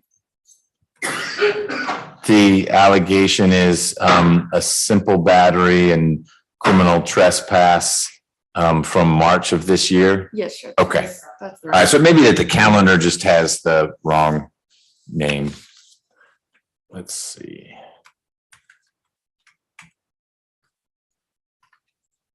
Oh, Adrian Wilson looks like an alias, Judge. Okay, so everyone's right. Yes. Okay. So we've got that one.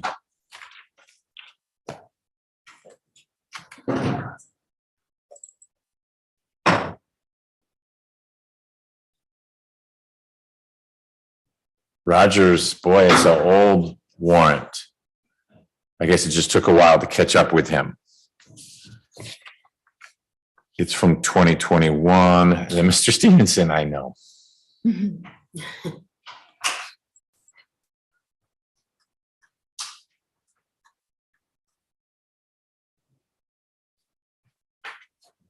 Okay. All right, any particular order you want to do these? Judge, if we could confirm with Mr. Rogers, I had been told that Ed Adams was going to be handling that, but I'm happy to help him work through it. I just didn't want to do it if Mr. Adams was gonna show up. Okay, you said that's Mr. Rogers? Yes. All right, so let's start with Mr. Rogers, please.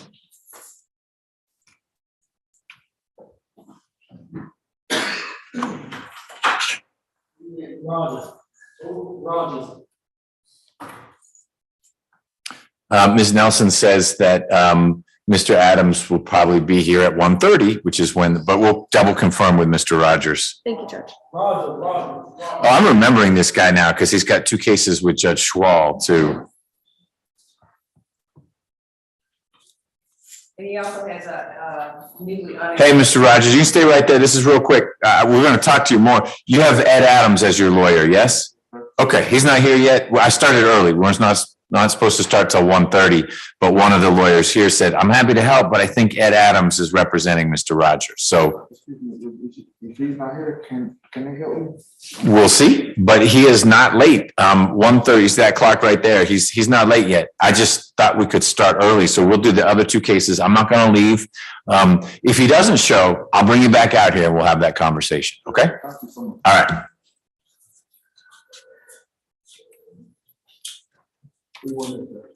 I need 1 second, or we can bring them out. Do you want to just do Wilson/Wilcox? Yes, Judge. Okay, thanks.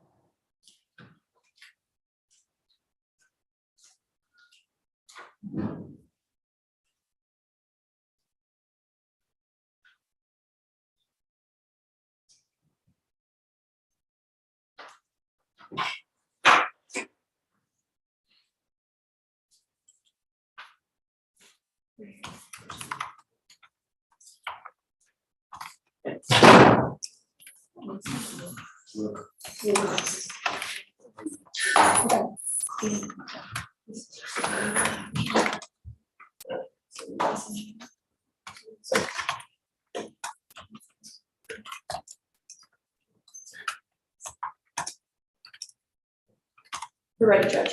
All right, give me 1 second.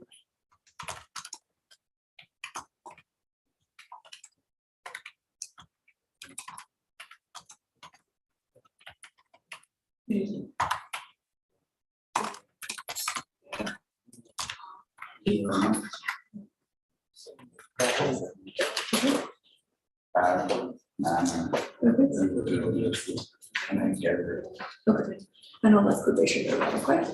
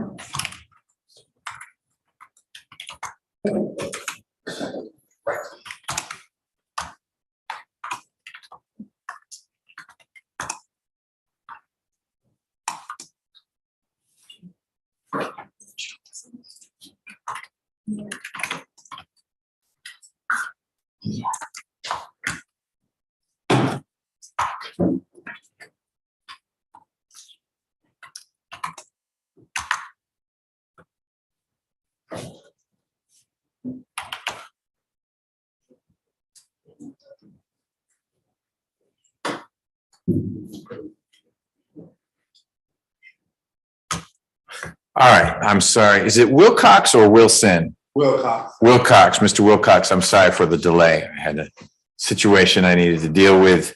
You are Adrian Wilcox. Yes, sir. I'm Judge McBurney. You have an old case that must have been assigned maybe to Judge Downs or someone who was my predecessor.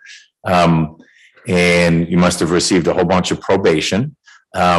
Just recently, I signed, well, in May of this year, so a few months ago, I signed a probation warrant that says you violated your probation by committing some new crimes. It would have been simple battery, criminal trespass, burglary in the first degree, a couple other things here in Fulton County. So it's an allegation of new crimes committed while you were on probation for this 11SC case, a robbery by intimidation. Ms. Wood is the lawyer who's going to help you through this revocation.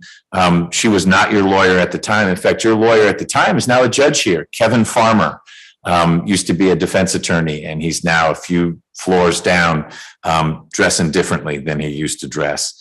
But Ms. Wood's going to help you now. Ms. Wood, is Mr. Wilson, Wilcox. I'm sorry, Wilcox. I was just reading the paper.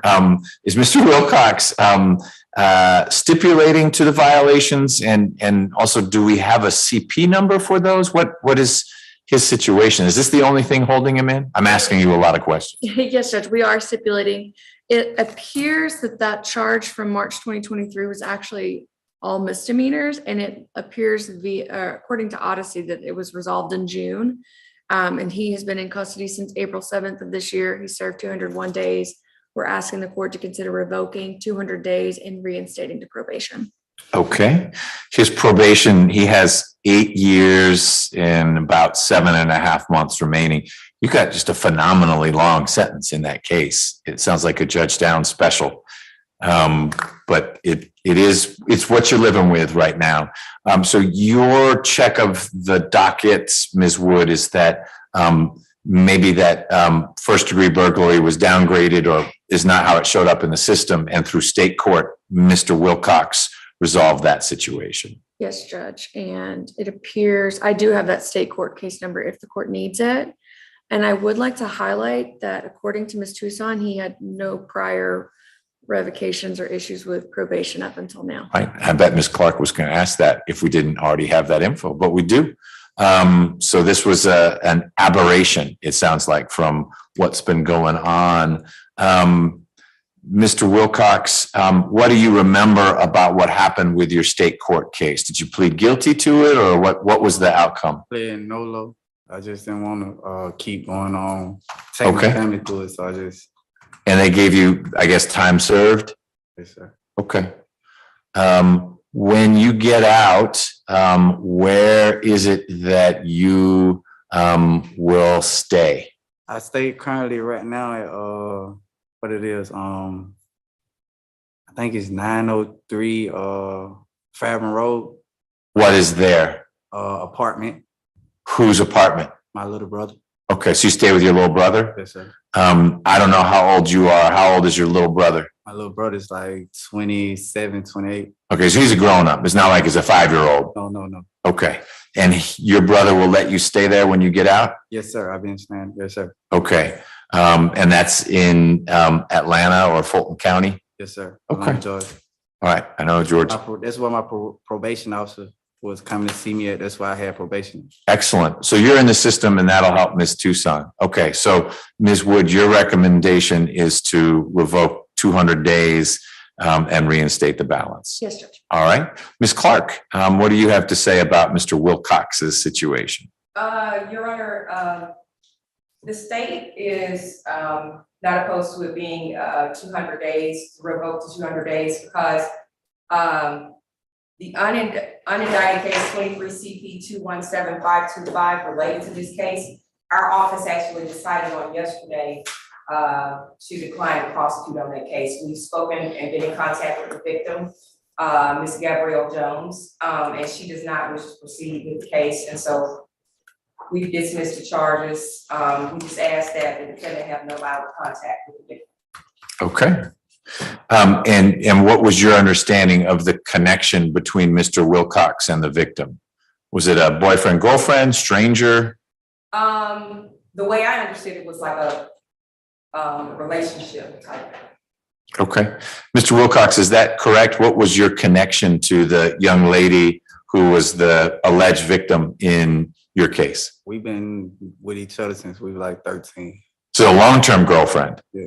So when you get out, is that someone you're still going to be spending time with? I mean, I can't now.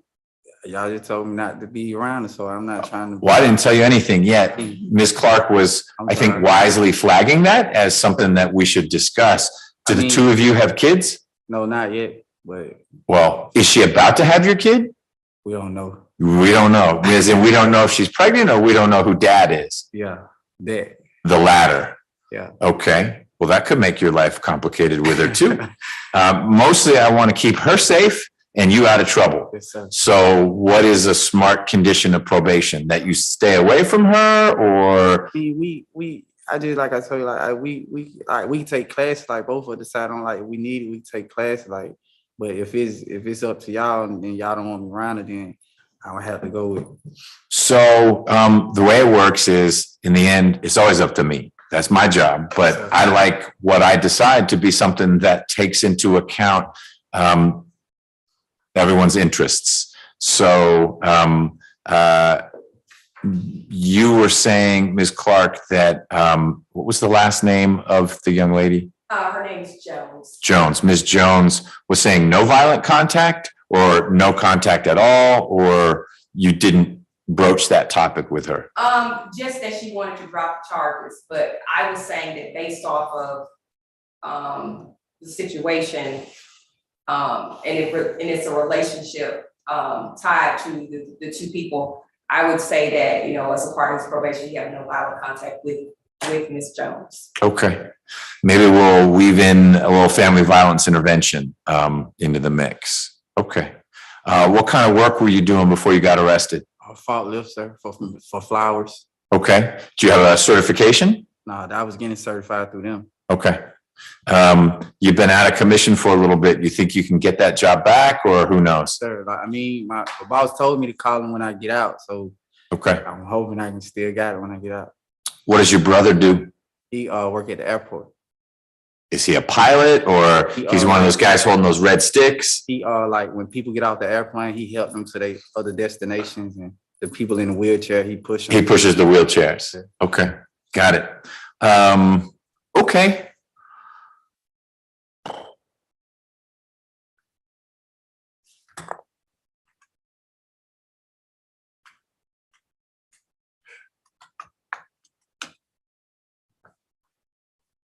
So, Mr. Wilcox, in light of, I find that you did violate your probation by getting arrested for those charges, and it sounds like by pleading nolo as well. I'm going to revoke 200 days of your probation and reinstate the balance. I'm going to add as a special condition of your probation, number 1, no violent contact with Ms. Jones. Violent contact with her is a crime anyway, but by making a special condition, I can revoke all of your probation. If we're together again in 6 months and you busted her lip, I got 8 years I could play with. So that's an incentive to not have violent contact with her. I'm also adding as a special condition that you complete a family violence intervention program.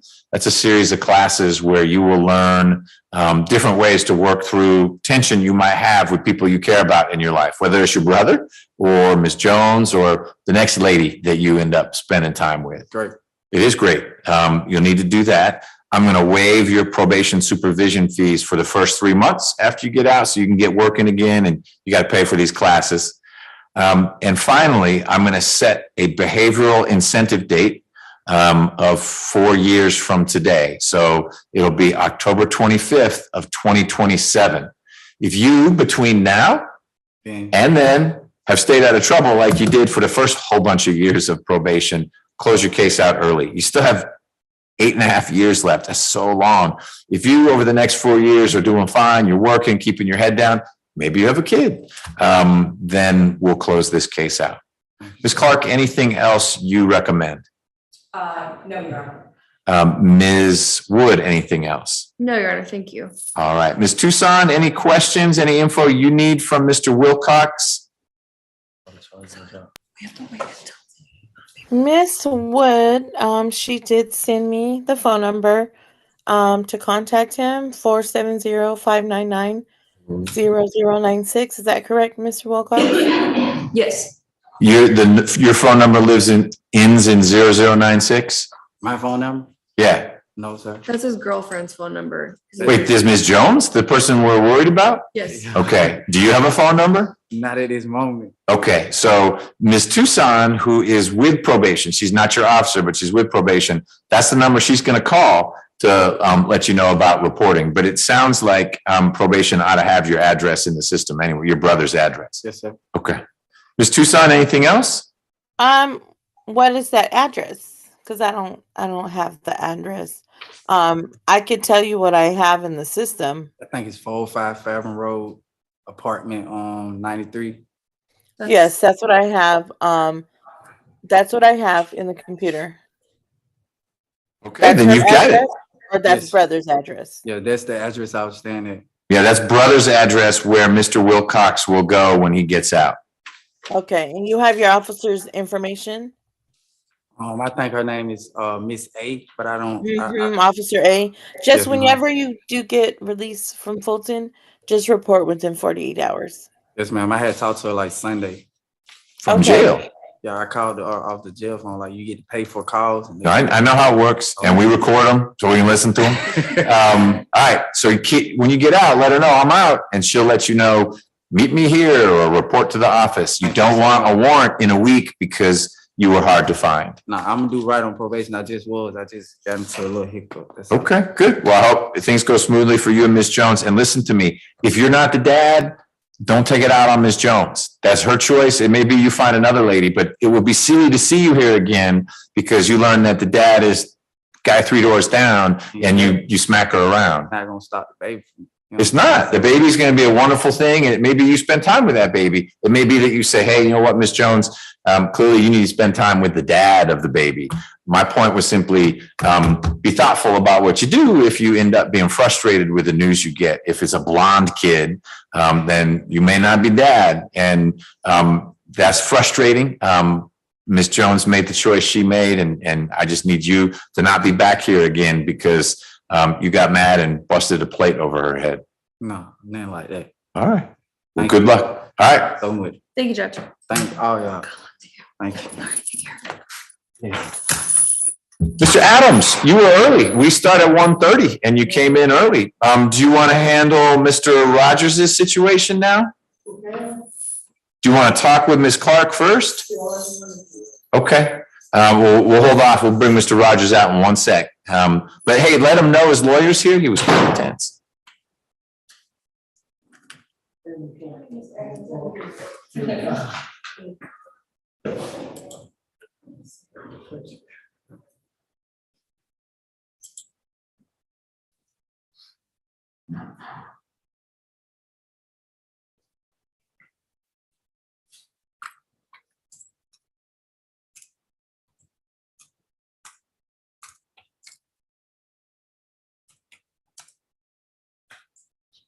Hey, Ms. Tucson, can you hear me? I can hear you. Hey, talk to me about Mr. Arias. So he's not absconding. He's just simply saying, I want to be a Fulton guy and not a DeKalb guy. Yes, actually, AC Joyce just called me back from the field office. Apparently, he reported to DeKalb. DeKalb told him, oh, we don't see your paperwork, go to Fulton. So he went all the way to, I believe it's Conyers. Okay, so he's frustrated that he feels like he's been given the runaround. Yes, but that wasn't the case. DeKalb just seemed like DeKalb didn't want to do the intake. So we did the intake, but we sent him back. So Joyce called back. He just called back. I was going to email Miss Nelson that he's going to go because he doesn't want to get a warrant or he doesn't want to get in trouble for not reporting because we can't supervise him. You know, by law, the computer automatically generates DeKalb County from his address. Right. So he's gonna go to DeKalb because he didn't want to get a warrant because Joyce told him that he reached out directly to the court. Got it. Okay. And I guess we resolved it. I hope that when he gets to the cab, they'll take care of him. Yes. Okay. Thank you. Thanks for asking. Sure. Bye.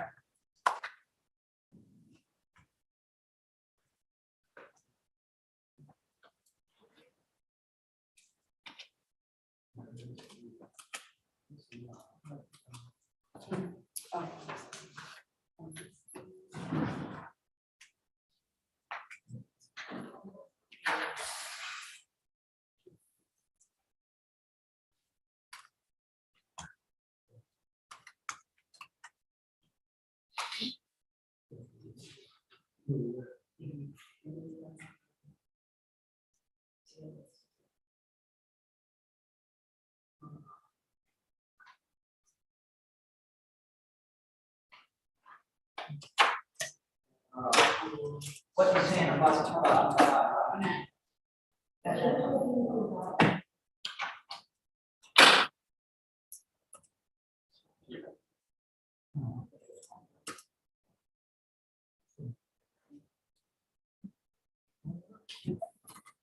All right, we ready? Let's bring Mr. Rogers out. Mr. Adams, you can come on up to the podium.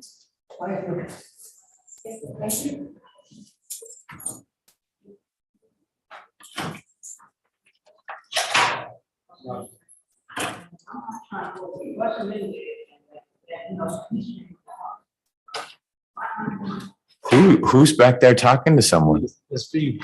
Oh, with Miss Feely. Stevenson. Miss. I don't know where he thinks this one's going, but not his way.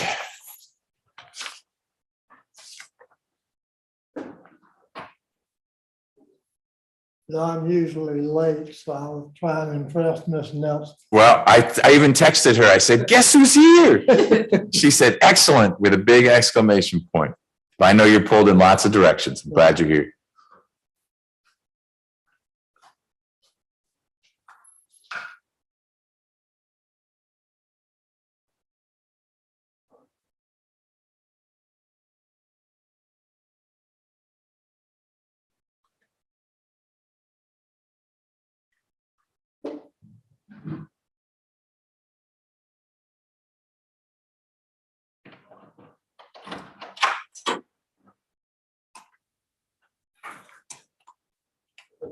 Hey, Mr. Rogers, come on up to the podium. Mr. Adams. He was actually here right on time.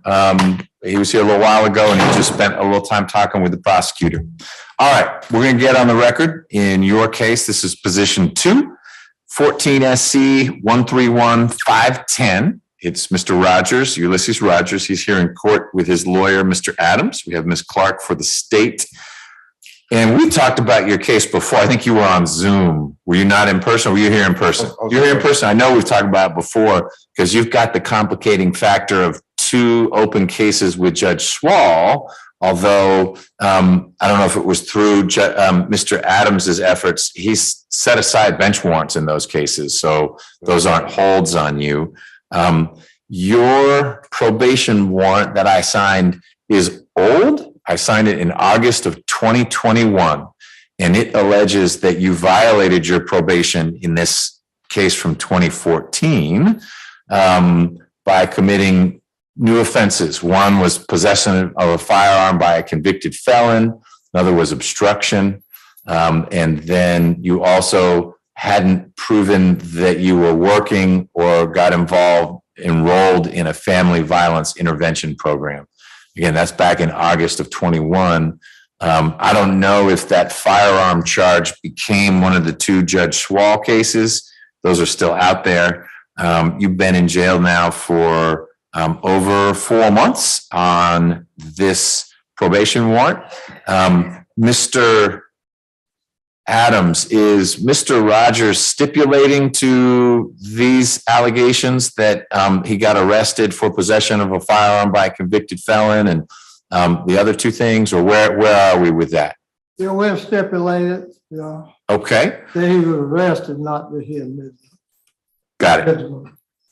And am I correct? Is one of those? It is. So I guess 21 SC 179028 in front of Judge Swall is basically that case. it was that arrest that we're talking about turned into that indictment.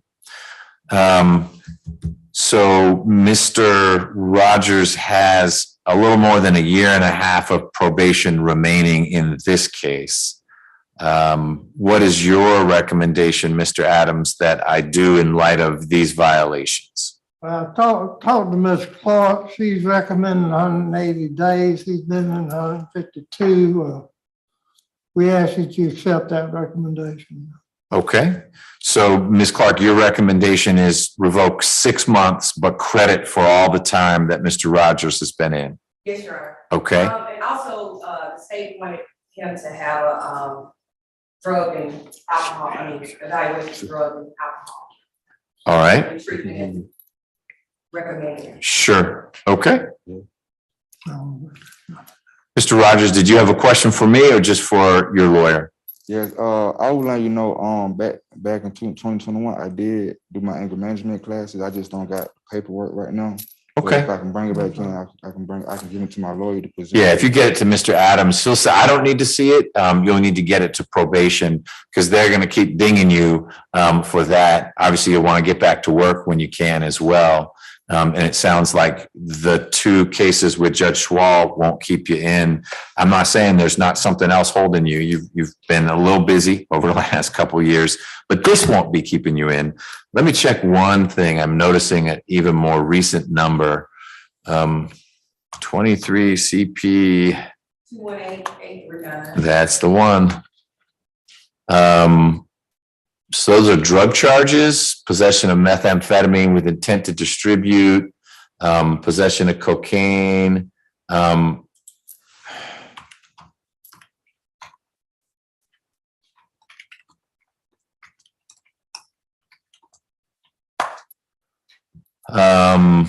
Pedestrian and roadway. So Mr. Adams has filed an entry he did about a week ago for you in that case. You received a bond on October 10th, despite all this other stuff. $30,000 ankle monitor, all that kind of stuff. So I don't know if you posted that bond, but when you do, that's probably what will keep you in, not this. I mean, you've got a little more time to serve on this, but then you'll need to make bond on that newest case. We went to court this morning, Your Honor. The officer was in training, so we're not able to have it. I presented an affidavit to Ms. Clark. There was another gentleman at the scene.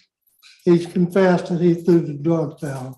Got it. So you were hoping to have the preliminary hearing today and the officer didn't show. Okay. So that maybe even sooner than you post in a bond, the judge may throw the charges out, find that there's not probable cause. And you've got Mr. Adams working on that. Okay. I will revoke 180 days of your probation. You'll get credit for the time you've served. What I'll do is revoke 6 months, make it easier on the math. 6 months of your probation. You'll get credit for the time you've served. I'll reinstate the balance. There's not a lot left. I will have you submit to a drug and alcohol abuse evaluation. If that person decides you benefit from any treatment, you'll need to do that treatment during the little bit that remains on your sentence in this case. A reminder, you got 2 cases with Judge Schwal. You're going to need to deal with those. And then there's this unindicted case. So you're not quite in the clear, but this old case will soon be in the rearview mirror. Ms. Clark, anything else for the state? No, Your Honor. Okay. Mr. Adams? No, Your Honor. Any questions, Mr. Rogers? No, yeah, so I want to know, when would I be released? Well, if Mr. Adams was correct that you've done 150-ish days, you can do the math. That means less than a month left, but you could be released earlier. The sheriff may say you're close enough to being done. Our jail is full.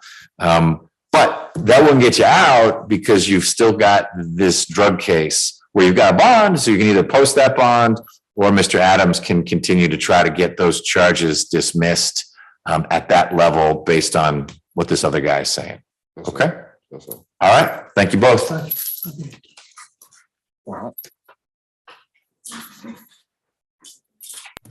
He still will need to report whenever he Oh, yeah, does yeah, get yeah. out. Come back out here for a second, Mr. Rogers. I always forget. Thank you for speaking up. When you get out, you got to plug back in with probation. So you're not done with probation. You still have, like I said, a year and some change left. Do you need an address, Ms. Tucson, or are you good? Do you know who your officer is, Mr. Rogers and Miss Everett? No, so, yeah, it was every Ms. Everett. Okay, so Okay, and you know where to report? Yes, ma'am. you'll be living in Fulton County when you get out? Okay, so where is it you go? Down I know what probation is. Okay, but what's it near? Pre-trial jail. Yeah, Behind pre-trial. right. Okay, that's where you need to go. All right. Thanks, Ms. Tucson. Ms. Feely, do you need a little more time to speak with Mr. Stevenson or Mr. Alexander? Yes, is that Alexandre? Is that how we're saying it? Okay. Let me look at Ms. Tucson's notes. Plenty of time remaining on those cases.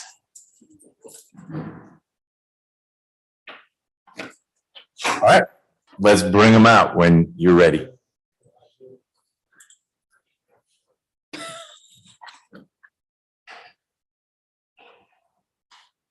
Do you know what's? Yes.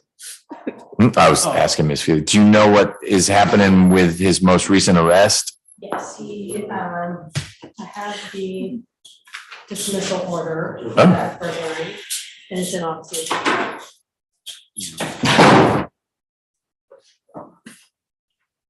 All right. Hello, Mr. Alexandre. How are you? I'm doing good. Good to see you again. Yes, sir. Let's start talking about your cases. You have 3 cases on this revocation calendar. I'm not going to rattle all the numbers off. They're all shoplifting cases. And in July of this year, I signed probation warrants in each of the 3 cases. The allegation in there is 1, you didn't report to probation. 2, you never went into, or at least didn't complete Sober Living of America. I remember all about you telling me, don't worry, I'm going to do this, Judge. And then 3, if that weren't enough, you got arrested in May for another shoplifting. So those are the allegations. You've got plenty of time left on your cases, 6.5 years on each of the 3.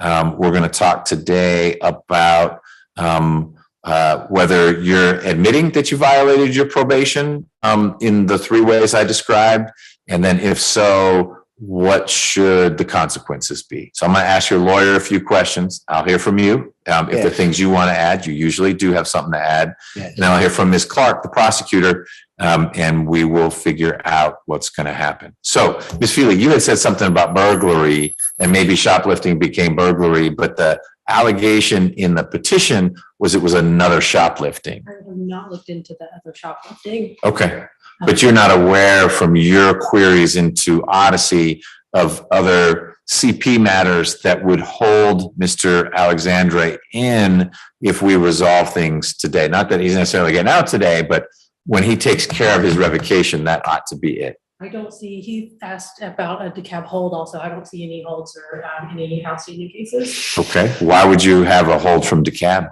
Your Honor, this charge would happen back in 21. All right. The DeKalb case? The cab case, Okay. yes. Yeah, it's another shoplifting. I have so much under my belt right now. It's just that, my past, like you said last time, my past is catching up with me. It caught up with me. So I'm trying to handle all that right now. And and I got a court today. I didn't even know I had another court today besides you. I didn't know I had to go to Judge Manning for that shoplifting charge that you just read on that.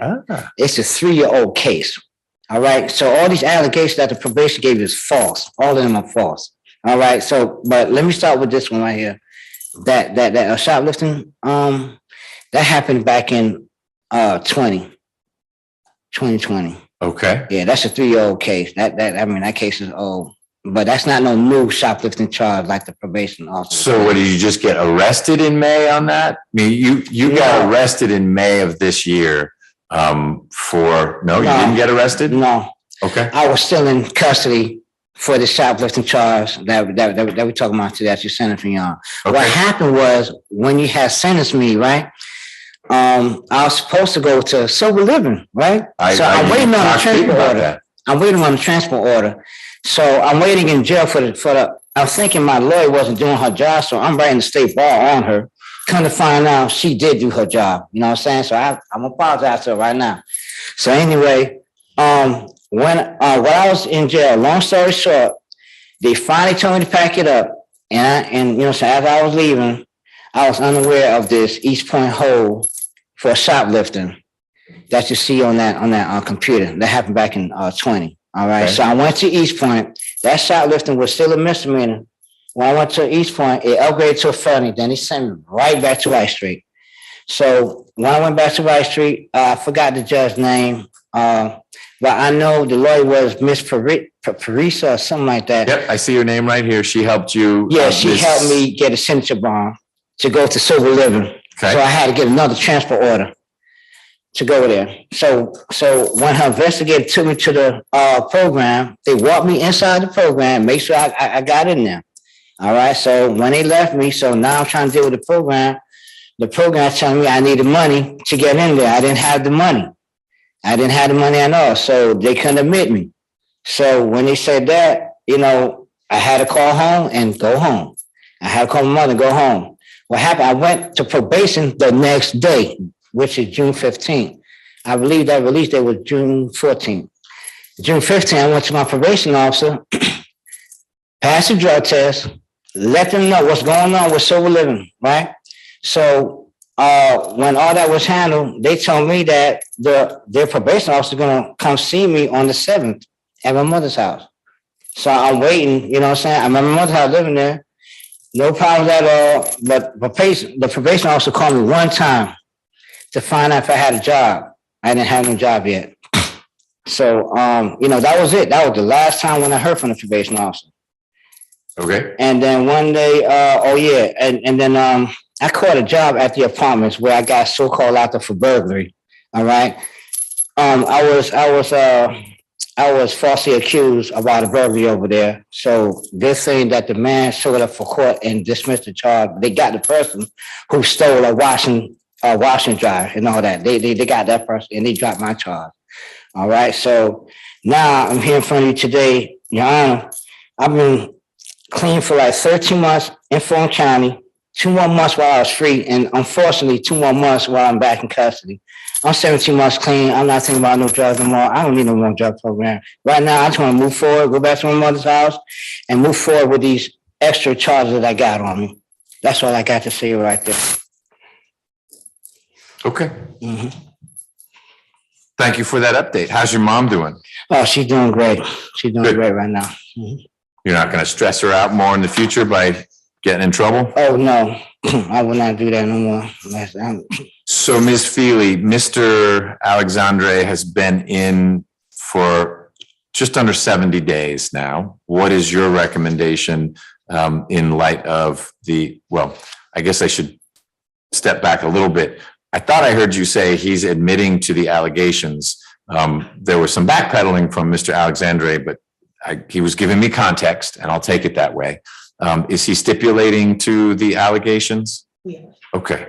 And what is your recommendation? So I did have Ms. Ross go out and see him at the jail, and he said essentially what he's confirmed for us here, that he does not feel that he needs a program anymore, and he doesn't need housing because he plans to live with his mom. So that's kind of where we are with it. He has had quite a bit of time now sober, even when he got out for a couple of months. So essentially, even though it sounds really bad that he's back, it's really a crime of omission this time rather than him out there. You know, we talked about before, he's not out there with guns and drugs and all that kind of stuff. It's just a shoplifting issue. Yeah, I want to add one thing. While I've been locked up too, you know, the court, they showed up for the Cat County last month on 27th. And I would have still had that job if I would have got out last month. What job? The job at the apartments, but you gave me an order not to go back to the apartment. So I had to get my mother to try to reach out to the guy outside the apartment saying that, I can't go back there no more. You know what I'm saying? I lost a job too at that same time. That's what made me like stronger today, like, that shit is over with the drug thing. Does your mother live on Catherine Street? Catherine Street, yes. Okay. 682 Catherine Street. Okay. Atlanta, Georgia. All right. So your bottom line recommendation after Ms. Ross heard what she heard from Mr. Alexandre is? My recommendation? Yeah. Just reinstate his probation, 69 days in reinstate. Okay. All right, Ms. Clark? Your Honor, the state's recommendation would be to see if the defendant would qualify for drug court. So we've already done that. Okay. That didn't work well. Okay. That's why Mr. Alexandre and I know each other. Oh. Drug court was not a long-lived project for him. So it's a great idea, and that's what I'd be suggesting as well.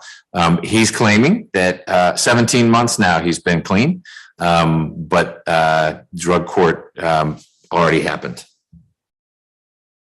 So in that case, then my recommendation would be to revoke 6 months.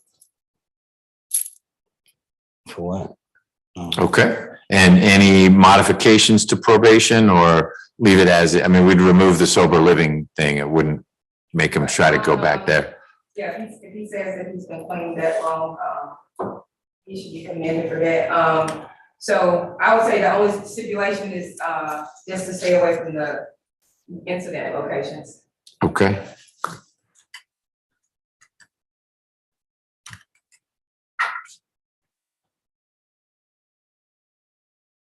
And look at one of these.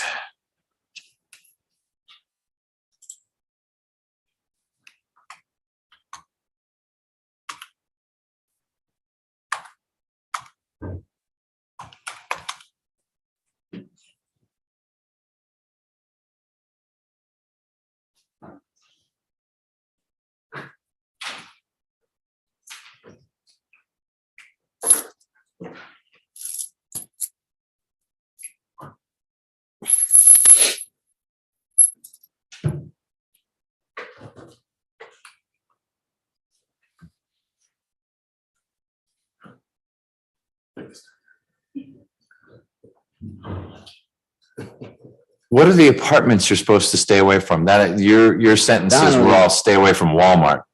Donnelly apartment. It was 1349 Donnelly apartment, I believe. What's there? Apartments. And what was your job there? My job was cleaning maintenance, like cleaning side apartments and stuff like that. That's it. Okay. All right.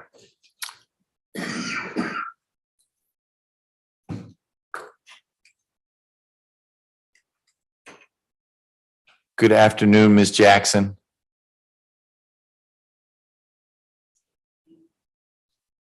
Good afternoon, Your Honor.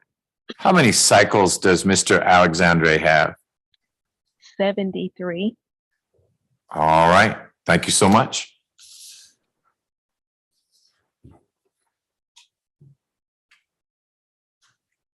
And Ms. Clark, you haven't been able to find a CP case or anything for Mr. Alexandre that would correspond to this supposed shoplifting from May of this year?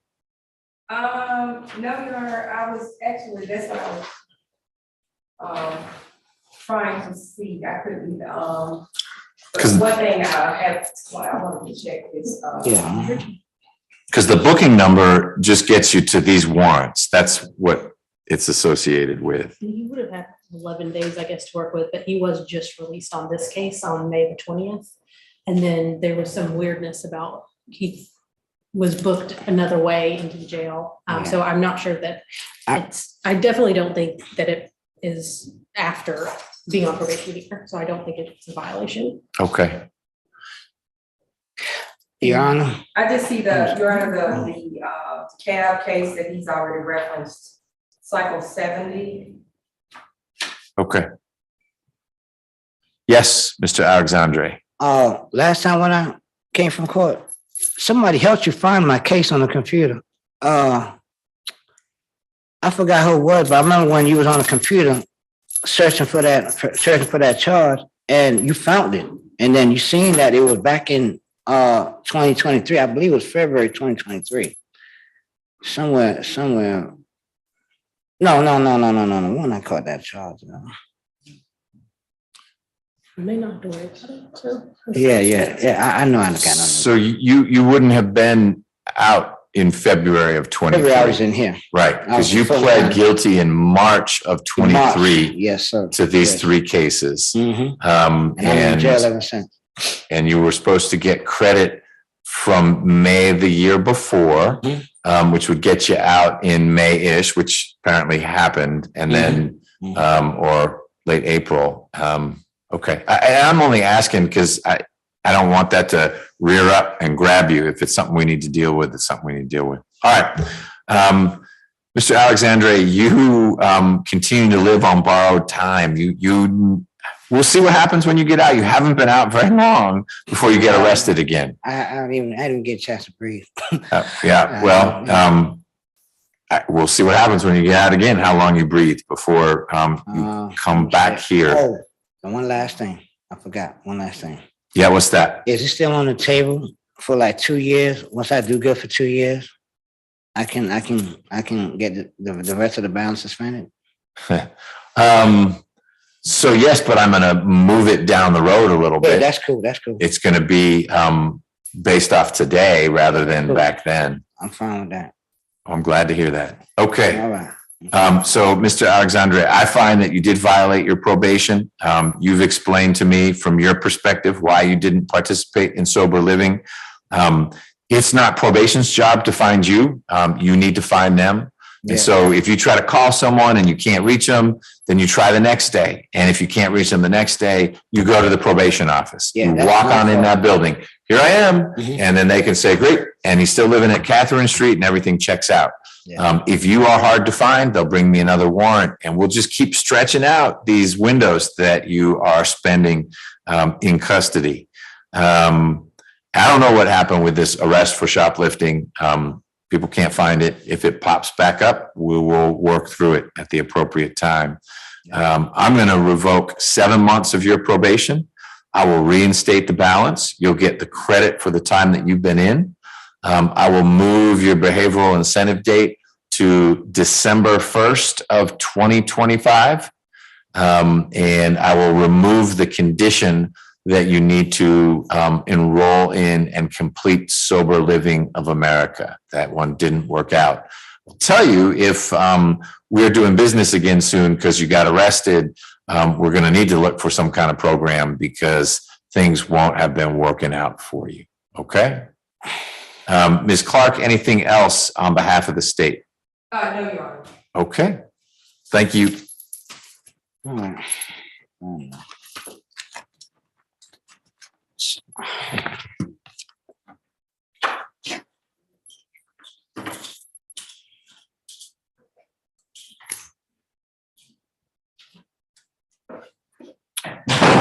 I think that completes our calendar. Ms. Clark, anything? Oh, yes? Sorry. Just to confirm, that was on all three of the cases. Definitely, yes. They all were running concurrently, as you noted in your very helpful notes, that they all in the same time. So all three of them, it's revoking 7 months, reinstating the balance, setting that new behavioral incentive date, and striking the condition that he complete the sober living program. Okay, and there is no credit for time served notated on there. Get credit for whatever date he got arrested on these warrants. Yes. Okay. Yep. Thank you. Thank you. Thanks, everyone. Thanks, Ms. Jackson. You're welcome, Judge. Have a great one. You too. Tomorrow is drug court in the morning and Zoom in the afternoon. So you guys get the morning off. And then I'll see you virtually or in person. Oh, at 1, we're talking about the trial calendar. So come in with all the list of pleas that you have. And we'll talk about those. And then 1:30, we'll hit that Zoom calendar. Thank you, everyone. Thank you. I just telling the clerk, you did file parking plate. Oh.